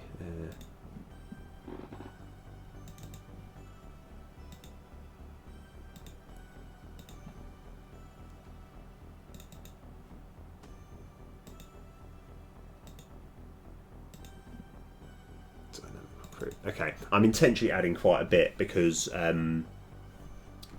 yeah, I want to get this Grave Carver to, like, I want to try and do one Grave Carver into another, which is going to confuse everything, but hopefully it'll work. I actually had 2 old ales from Children Brewery, obviously the same style as I'll be. Oh, nice, yes. Then a couple of cider towards the end. Oh, fair play, man. For whatever reason, I've never been super excited with ciders, but I think that's because I started with I started at the proper bottom end of ciders, and I was like, oh right, this must be what all ciders taste like. I've probably got to try a nice cider at some point, actually. Right. In turn. Okay, so let's have a look. This is where we might have the slight problem, but it should still be fine. So here is the discard pile. It's going to play Dynamic Recruit, Cheap Conscript, Keen Archers, and another Dynamic Recruit. But it might actually do it in the wrong order. So let's have a little play. Okay.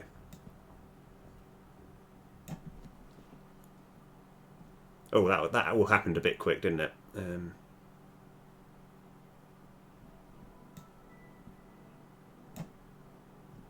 Oh. Was that all the things? I wasn't actually paying attention if that was all the things that needed to happen. I might need to actually have a little play around. Yeah, I think that probably is right.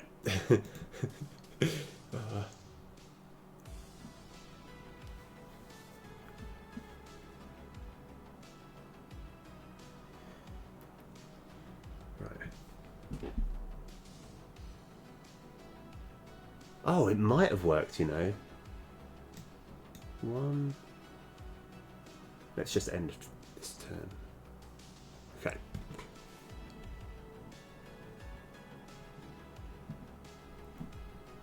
So let's have another quick look at the actual discard pile. Oh, I guess the ones at the top are actually... Okay. Oh yeah. At the moment I don't have a grave Carver.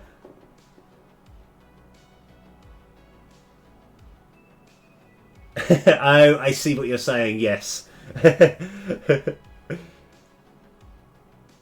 Oh yeah, actually that'd be really cool. I'd like that actually.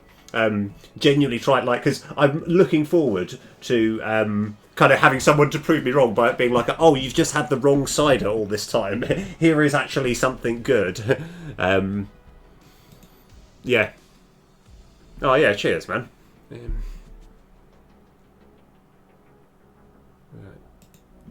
So, at the moment, it feels like it's cycling through the cards a little bit too quickly. And I've just got to work out why that is the case. So, it should be cheap conscript. Right. Let me play this again. 1, 2, 3, 4. Oh. Actually, you know what? I think that's kind of fine. That is kind of what it's supposed to do. Yeah. Right, now we've got to do the ultimate one grave Carver. LD has one that I regularly give out because it's fantastic. Oh, brilliant. Oh, cool. I love it when there's an exploit like that, when you're like, oh, by the way, this is really tasty and it's cheap. Yes. Oh, nice. Yeah, what's it called? Because I'll have a look out for that.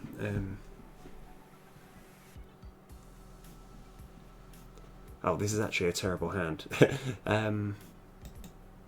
So that will do nothing, but that's fine.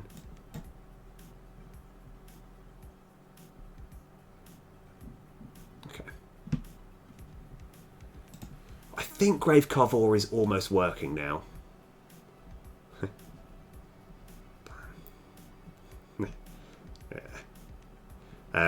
Yeah, because it does. It munches up your deck. I think we need to change a couple of little variables.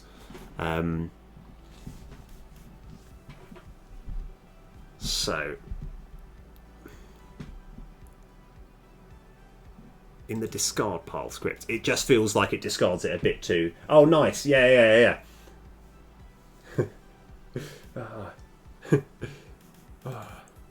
Yeah, that'd be cool, actually. Right. Summon card to vanquish.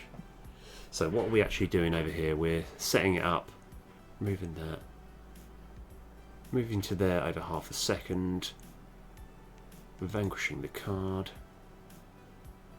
Let's forget all of this. Let's just move it to vector 3.1 because I think it's looking a little bit too big, and it will happen over 1 second, and this will happen over 1 second. So it's going to sort of... That can be 1.25. So we're just not getting it quite as big. I think it was a bit too big and domineering, whereas now it's going to sort of be a bit slower, go to the centre of the screen, and then sort of vanquish away.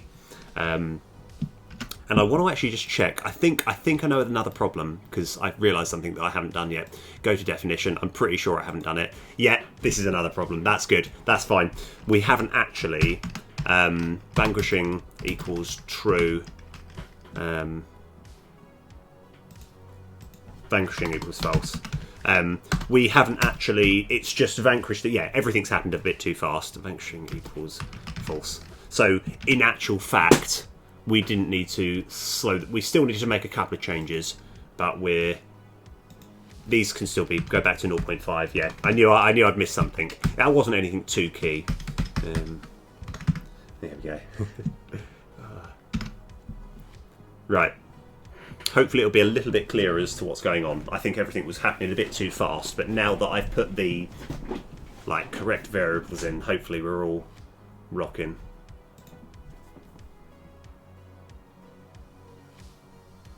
Oh, that was it. Yeah, Thirsty Is it Thirsty Ferret? Yeah, I quite like that as well. 1, 2. So, okay. Okay, so what should happen is we play this, and it will summon 2 of these guys each. So it will basically double what we've got right now, because it's going to play the 2 cards that we've just played. I'm just intrigued. I think it will... Let's just see what happens. So 1 and 2. Yeah. Oh, nice. Oh, fantastic. Right. Oh, right. Oh, I don't know. I thought it was called Thirsty Ferret. It was a sort of quite a rich ale, but I must be... I might... Yeah. Oh. Right. Okay. Right. The card works, and I'm really happy. That is brilliant. Dynamic Recruit, because we played a bunch of cards, that has even more effect. Excellent. Okay, what we could actually do as well... No, you know what? Let's leave it at that. There is... it plays it in slightly the wrong order. Right, okay. I'm going to work out what we're going to do next.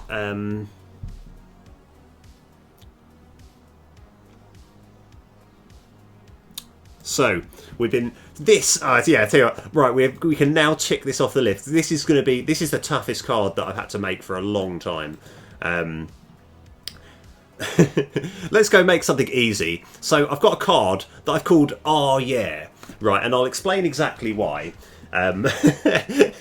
So, in Slay the Spire, there's a particular card called Adrenaline Rush, which is a really good card. It costs 0. It gives you some energy, enables you to draw cards, right? And you get rid of it, but it's like only good. You always think, yes, oh brilliant, thank goodness we've got Adrenaline Rush, everything's good, right? And then I was thinking, that's the feeling that I get. I get that feeling of, oh yeah, right? And then I was thinking, who would be best described to have that oh yeah feeling? And I was thinking, what if I did a vague sort of drawing of the Fonz in bean form? So, I mean, I can't draw. Oh, right. Oh, no, fair enough. I mean, like, yeah, like I say, kind of like it's...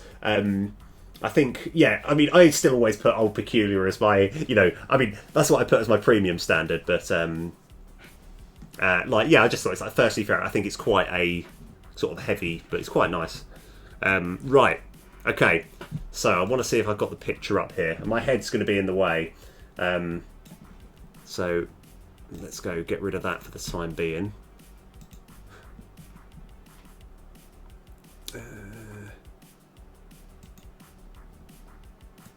Resources, sprites, card art. Yeah, I was like, I mean, don't get too excited because obviously I can't draw that well. But I was like, yeah, it's the oh. Yeah.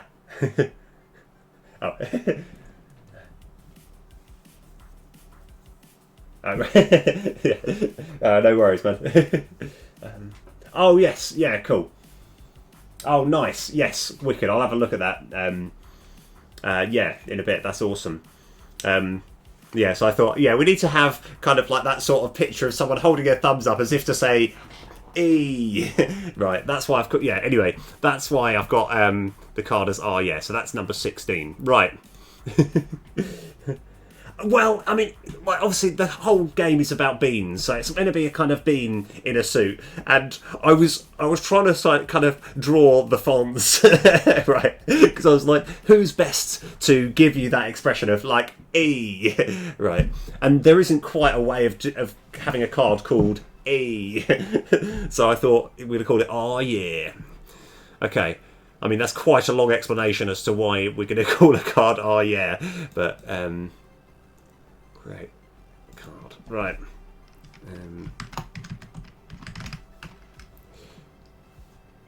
I've put it in slightly the wrong space. There we go. Okay. So mana cost is going to be 0. The card level is going to be 1. And I think we decided it was number...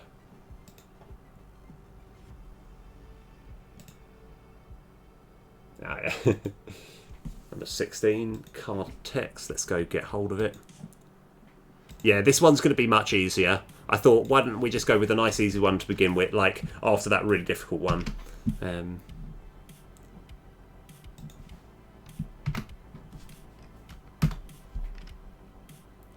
This one is Vanquish. Sorry, just one thinking. Yeah. I've just got to check that we have made the others Vanquish. Yeah. I mean, like, it's like whenever I'm putting any artwork to for anything, I'm always like, well, I can't draw, so I may as well just sort of just go with what I feel like I need to, what needs to be sort of drawn for the, you know, just like, let's just go for it, you know. So draw one card, add one mana, Vanquish. The key integers are... There's going to be 2 different key integers, which are going to be 1 and 1. These are both just going to be miscellaneous, I think. These are things that we can change later if it makes sense, but that's okay.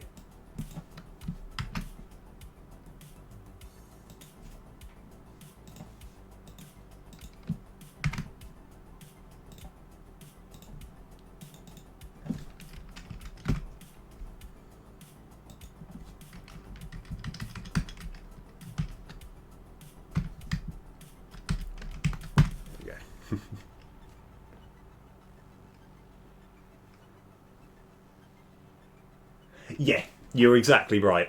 And like, kind of, it turns out, if I were to, yeah, you are completely right. I think, like, kind of, for the time being, like, because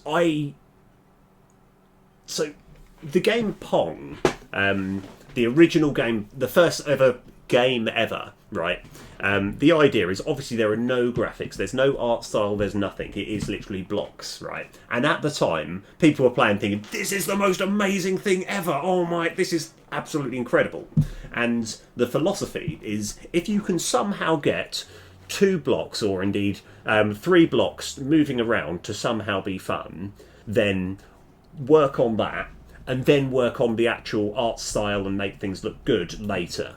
And so I feel I'm going to kind of like draw to the best of my ability to do to make the game, and then like if it's actually quite a good game, pretty fun, people are enjoying it, then I'm going to get people to, then I'm going to hopefully get someone to do a bit of artwork towards it. This one would be no, this is going to be actually a champion, right? Card infos.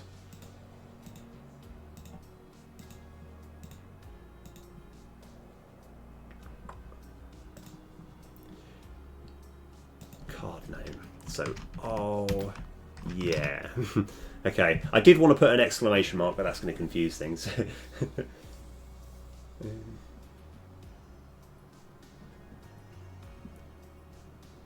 So now we're just going to duplicate.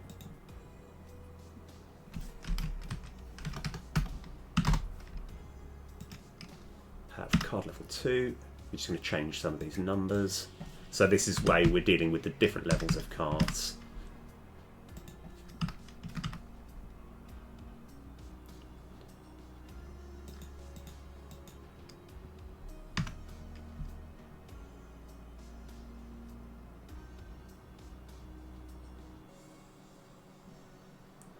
I think that's all we need. So this will be card level 3. So I do eventually want to have some sort of animation.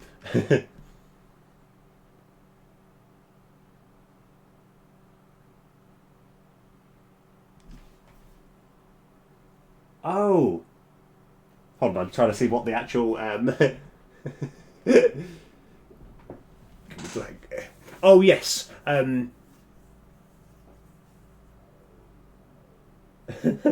uh, now, when it comes to it can be blank bang. Sorry, I do. I feel like I'm one of those people where it's like kind of like I would imagine just having those sort of old man glasses that are like I do apologise. I don't understand what all of the the hype is these days with everything. But yeah, that's what I. At the moment, any sort of blank spaces I've just left as blank cards, because you'll notice there's a few cards that just are empty. I just mean to put the picture on, but I haven't done that yet. Right. So that's level 2. So let's change these numbers here. 3 and 3. Right. Awesome. Okay, I think we're done. We just need to get the... Oh, yeah, adding mana is going to be interesting. I don't think it should be too hard. I think for the time... Yeah, let's see. I'm going to have a look at how the mana system works. So, first of all, we need to draw cards. So let's go into our card action script. Case. Oh yeah.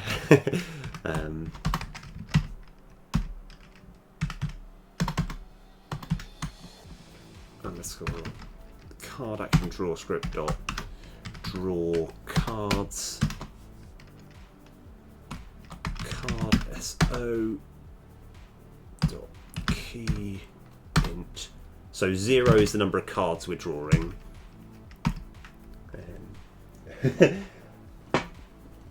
Wow! Oh my gosh! Oh, nice one! Oh, awesome!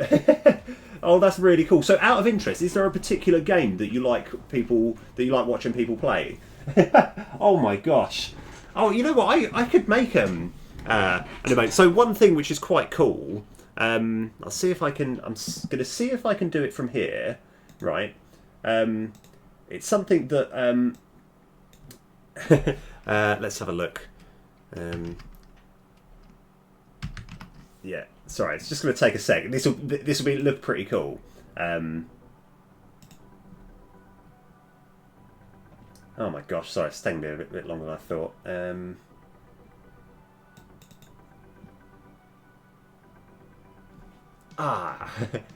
Why do they make this so complicated?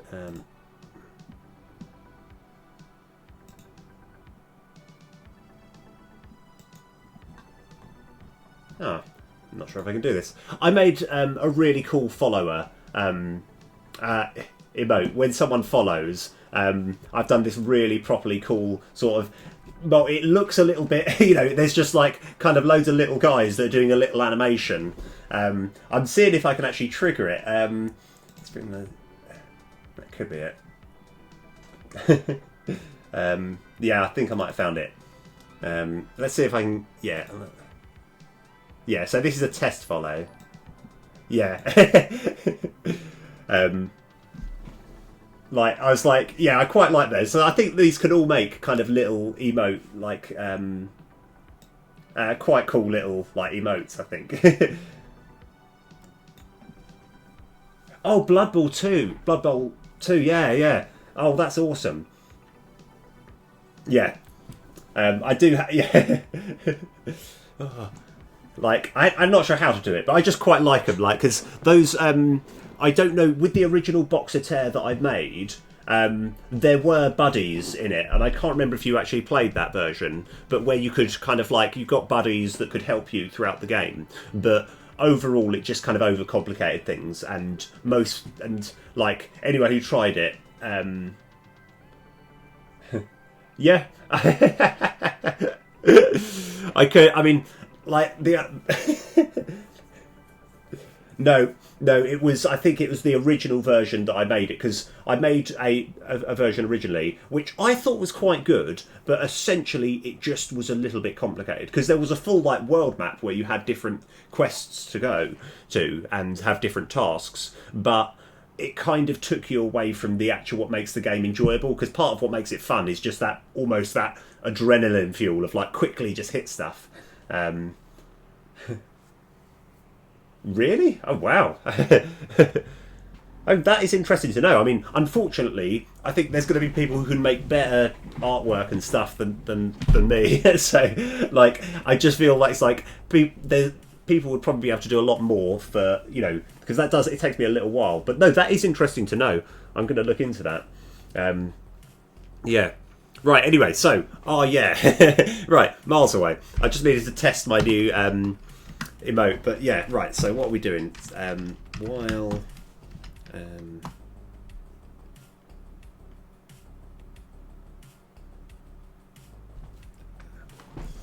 well, underscore card action draw script dot busy.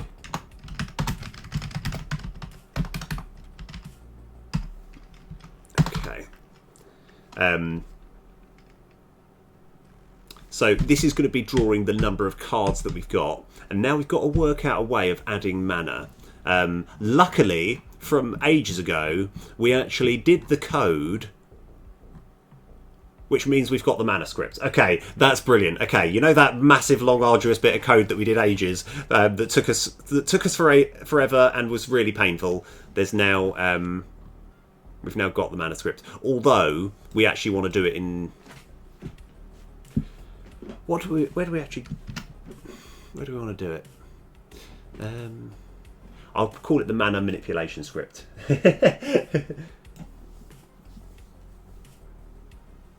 Yeah.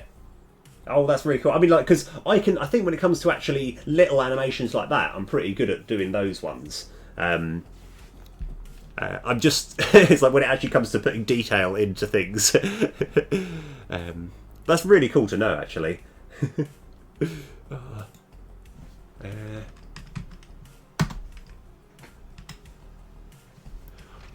I think we're going to have a new script that we're going to call card action mana script.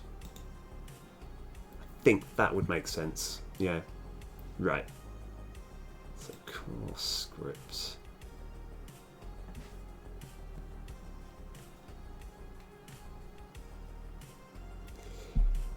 I think it's over here, isn't it?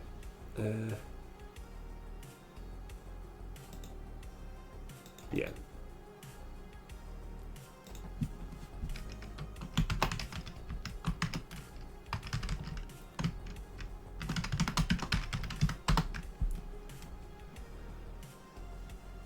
Okay.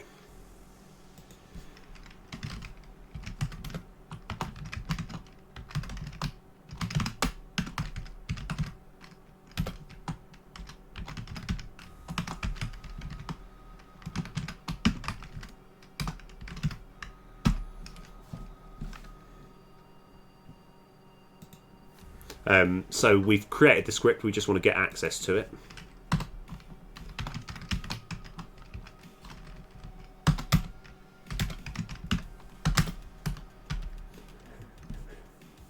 Fair enough, man.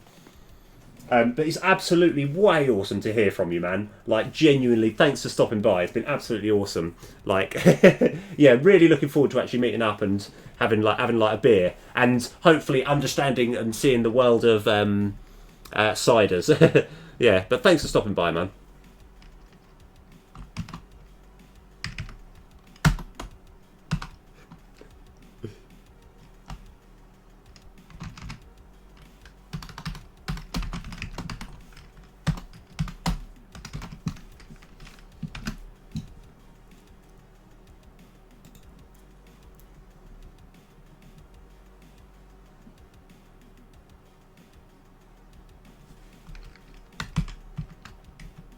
So we're also going to... Oh, I see. With the totem scripts, I haven't actually set any scripts because it doesn't need any, I'm guessing. But we do want to set scripts with this one. So let me go close all but this, clear everything up a little bit. Right. Yeah. Oh, yeah. Cool. Cheers, man. Yeah.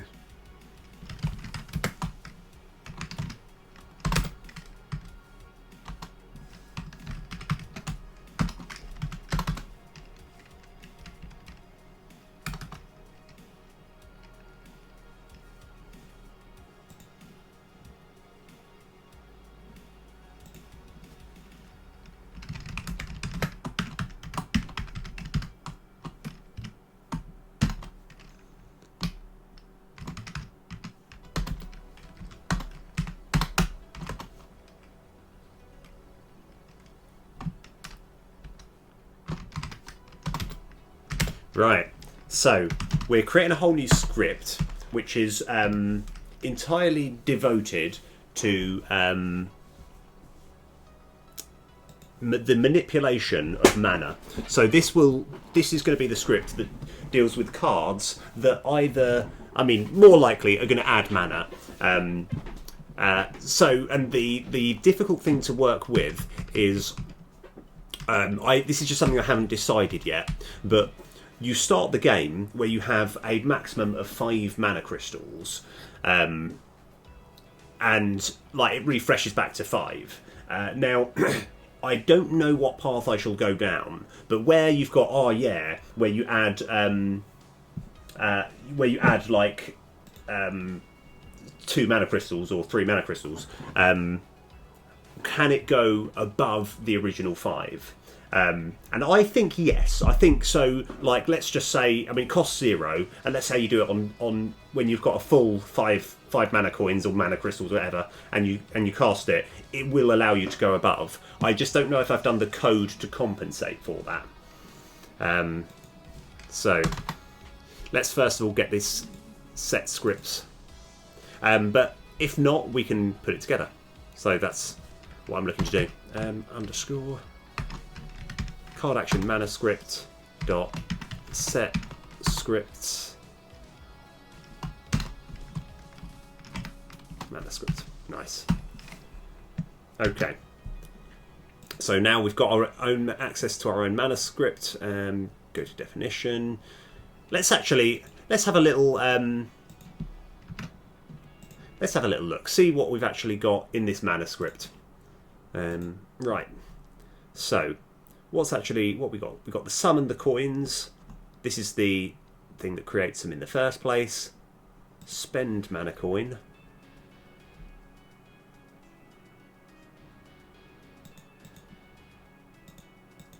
Refresh mana coins.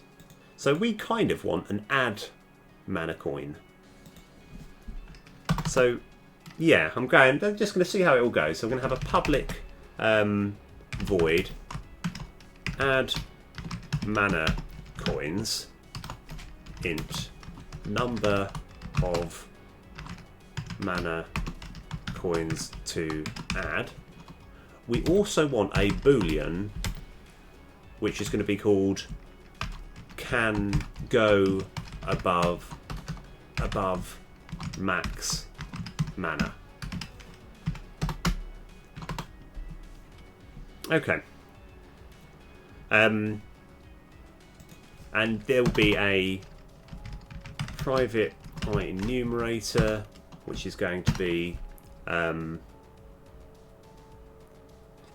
private enumerator, which is going to be add mana coins routine, and we want to put these same arguments inside over here. Start coroutine.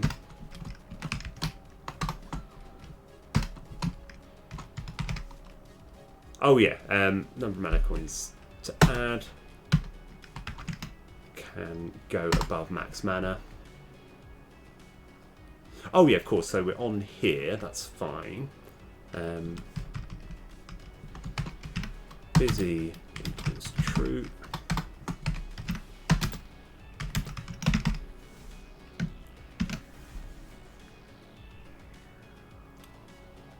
You know what?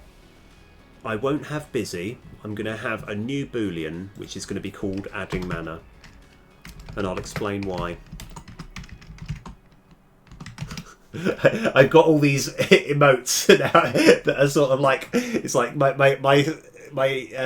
peripheral vision is seeing all of these animated emotes. It's quite funny. Oh. Right, adding mana. Yeah, so it's not going to be busy, it's going to be adding mana. The reason being is when you actually play a card, it's going to be busy in taking the mana coins off, and I don't want that to affect the actual busyness thing. So we're going to have adding mana. Adding mana equals true, adding mana equals false.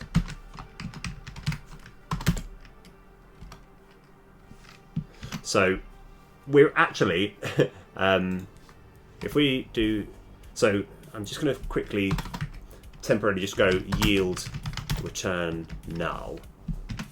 That's just to give it space. We're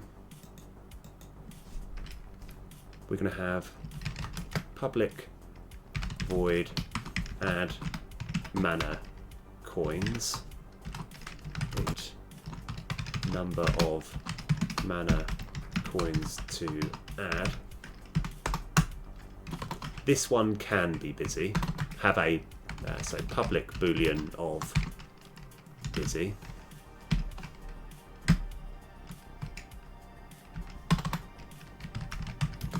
We're going to create an I enumerator because I just love creating I enumerators. Add.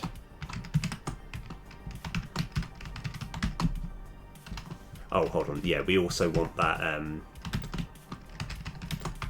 can go above max mana.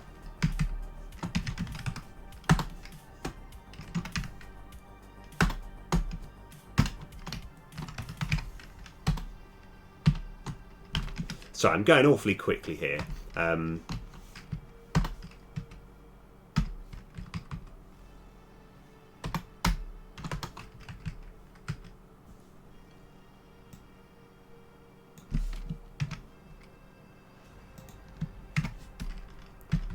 Okay, and then here we just want to have the manuscript dot add mana coins.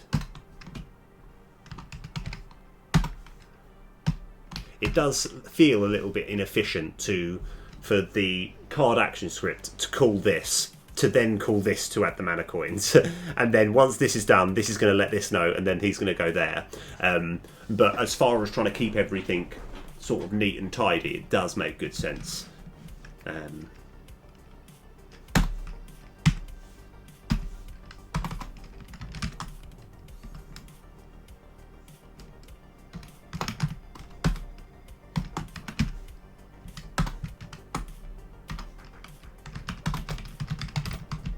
Okay, right, so all we actually need to do now, well, we've got two more things. One, we've got to put the card into our deck, but two is the slightly more difficult thing. How are we going to add the mana coins? Let's see what happens with the refresh mana coins. I don't know if actually that's going to help. Spend coins.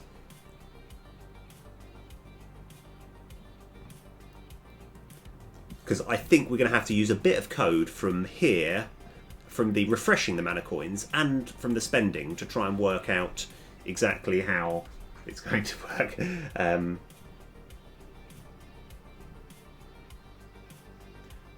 Right.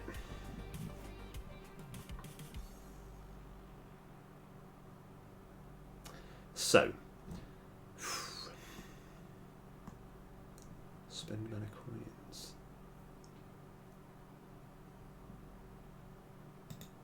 So yeah, it's fine. Spending mana coins routine.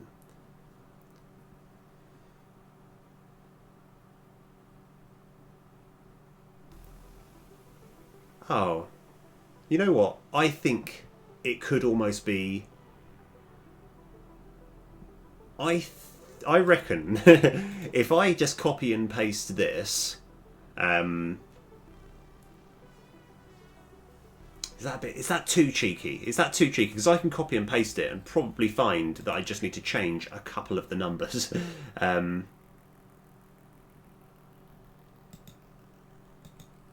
Let's go for it.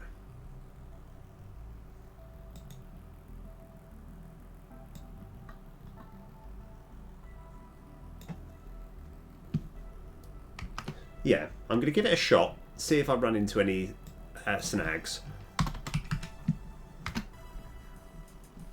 Okay, so mana coins available plus equals number of mana coins to add. Okay, and if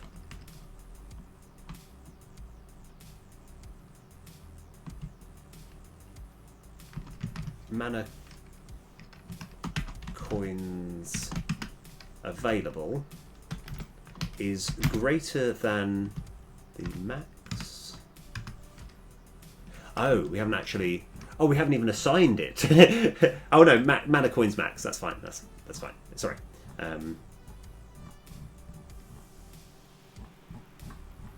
Okay. Damn. Just got to work out where was I? Over here. Yeah, that's it. Where was I? Right. Mana coins max and not can go above max mana, then mana coins available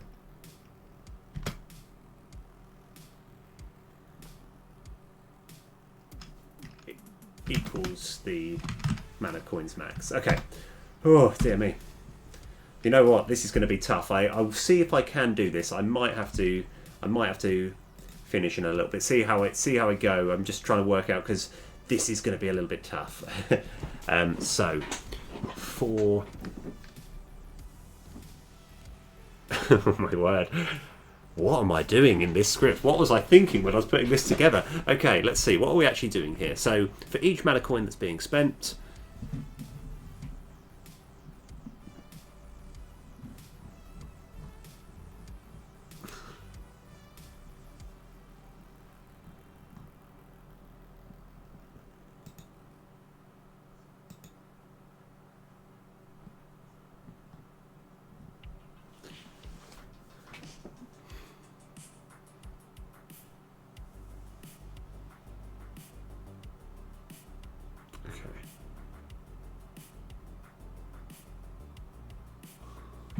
oh, I see.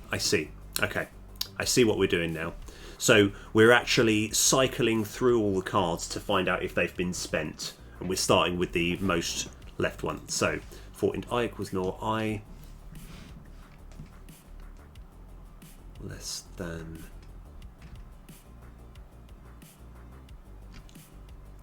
Oh yeah, this is definitely a thinker.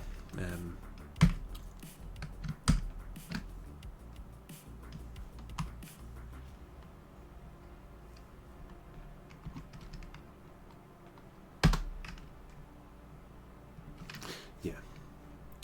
So this is actually purely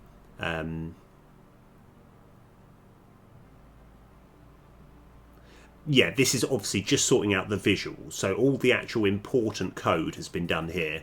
This is purely sorting the actual visuals out.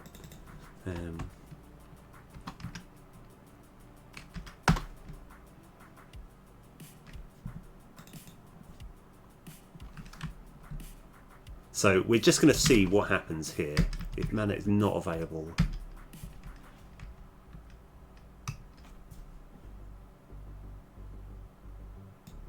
And we are actually starting from the left, I think. So if I... No, maybe this is still fine. I think this is fine.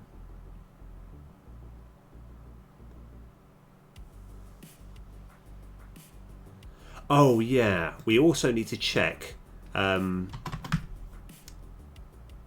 Yeah, we need to make sure that we're not going over the size of the array. Oh, this is... Yeah, okay. So how do we actually create one?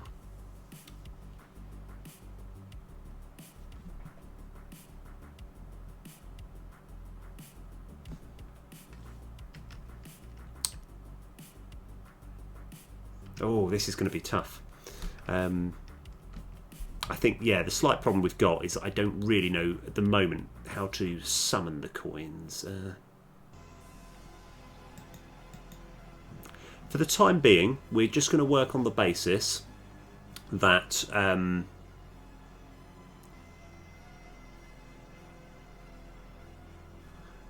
that it only ever goes up to max. So you're only refreshing your mana crystals. You can't get more than your max, just purely because it's going to be very difficult otherwise.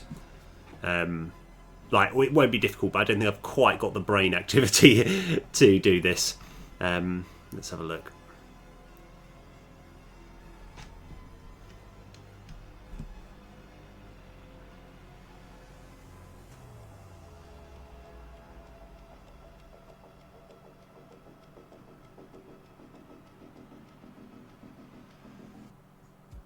Oh yeah. So no, this should actually work out fine. Yeah, this should actually just work. The only problem is we'll have to have this as true. So we'll have to, yeah, I'll have to experiment with that. Okay, right. Adding mana, that's fine. So at what point are we actually calling this one? Final references. That's fine. At what point are we calling this? Final references. It's not. That's because it's over here. All the way down here. Right. Okay. We're almost ready. We just need to make sure that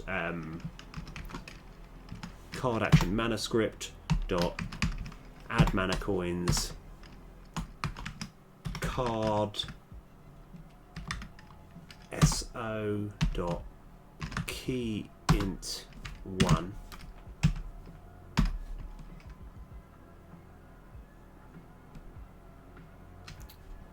oh yeah, and this we just need to add an extra argument, comma, can go above. That's going to be false. This is one of those things which I will dabble with later, but not quite yet. So while underscore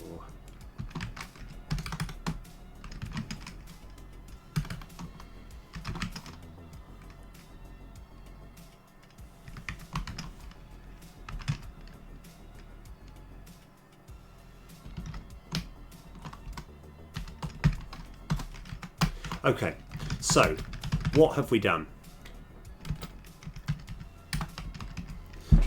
We have created our yeah with a picture of the Fonz in bean form at the front. And he is going to draw cards, which is equal to the key int 1, and you can find where we've got our... Oh yeah, just take a little while to load up. Resources, so yeah. So the key int, that's 1 there. And then and this one here is just going to do the draw script, and you know, it's quite simplistic what's going on here. So we put that in, and then we're waiting for the draw to be finished, and then we're going to add the mana coins, waiting for that to be finished, and then that's it. We've also set the yeah to vanquish, and then I think we're ready. Let's go for it. We just need to add it to our deck. Now, the important thing to mention is, and I'll have to play around with this, but it's just, it adds mana crystals, but at the moment it only refreshes mana crystals. So if you have a max total of 5, and you try and use it when you're on full mana, it wouldn't give you any extra mana. Whereas if you had spent, say, 3 mana and it refreshed, you know, and it could refresh it, but you couldn't add extra on top, is what I'm trying to get at. So, I'm going to try both scenarios. Keen Archer. Ah, yeah. Ah, yeah. Let's go. Yeah, that's fine. Okay.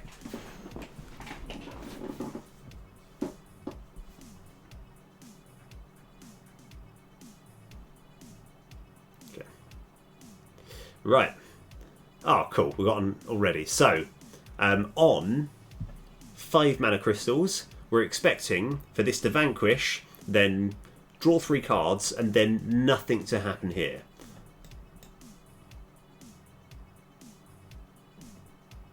Yes, okay, nothing happened there. So now I'm going to spend 2 mana to get this. We're down to 3, which is what I wanted. I was hoping there wasn't like some hidden number where it was storing above. Now, this should refresh 2 of those crystals and draw another 3. Let's go. Ah. Okay, the slight problem is started from that side. That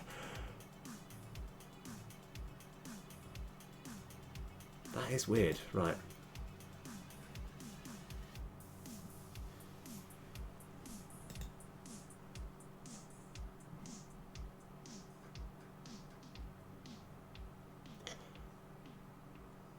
Oh.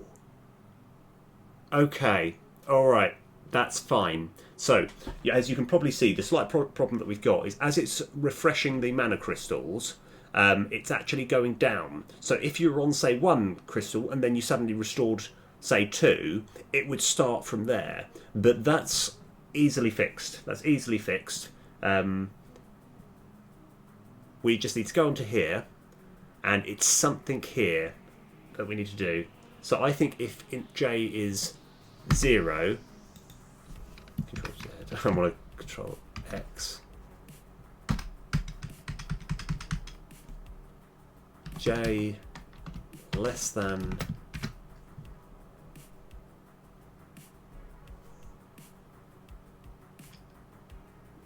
j plus plus. Got to be very careful.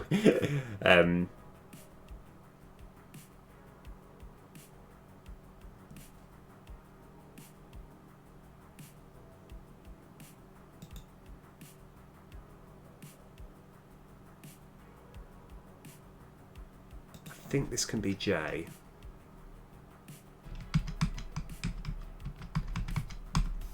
Oh, let's hope I'm actually editing the correct one. Yeah, okay. Adding mana crystals, yeah. So, we're going 0. If the 0 is not available, we're then going to make it become unspent. Yeah, okay, this should work. It obviously worked fine for that time, but it will come across, it will lead to problems later down the line if we don't get this fixed now. So let's try. Come on, the Fonz, let's go. So let's go spend some mana.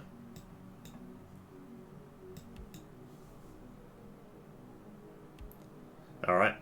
Now what we want to happen is we want them to go up in this order. So 1, 2, 3. Well, draw 3 cards first, so we should be up to 5 cards. Perfect, nice. Easily done. Okay, right. Dynamic recruit. Ah, nice. Sweet. Oh, actually, this is going to be pretty tasty here. Have we got a good one? Yeah. Right, boom. Boom.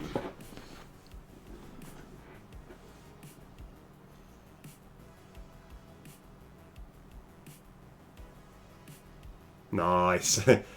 Cool. I might have to make all those animations quicker, but I'm enjoying this. This is good. Right. Yeah. You know what? So I'll give you a little hint as to what's going to happen next time. So I was trying to think. I was thinking what I would love to do is have some sort of card where all the beans that you have all get sort of mixed. They all jump together and get into one big abomination, right? And then I was thinking, how can I turn this into a pun using the word bean? And the answer is by calling it a bomb Bean Nation. Right, now you need to be a bit careful with the when explaining. It's like a bomb Bean Nation. Right, it just sounds like abomination. No, a bomb Bean Nation. Anyway, and so it's going to kind of form this big blob that's going to just charge straight towards the enemy. Now it's a bit of an all-in kind of move because it kills off all of your beans, but it's very good as a finisher. So yeah, like this, I'm looking forward to putting this together. Because I'm just looking forward to getting the animation. It's just going to be a lot of fun. And it's going to do one big chunk. You know, ideally, you do it to finish off the enemy. Because if you don't finish off with that hit, you've just spent all of your beans and a bunch of mana and have no beans left over. So anyway, that's what I'm looking forward to doing. But I think I am going to call it here, just because I'm getting a little bit tired, and and like I said, I'm not actually still feeling 100% today. So and we're going to work on some more cards soon. And I've got some more pictures and stuff to do. Looking forward to that. Right, I'm going to see. Let's have a look. Right. Actually, no. I'm probably going to call it now. I was going to do a couple more things, but I'm just a little bit tired. Thanks a lot for hanging out. This has been absolutely awesome. I think I'm still looking to do another stream tomorrow. And we're going to do the A-Bomb Bean Nation. I don't know. I mean, it's going to be... I'll probably be saying a lot. It's like the explanation of how it's said. Anyway. Right. Anyway, have an awesome day. See you later.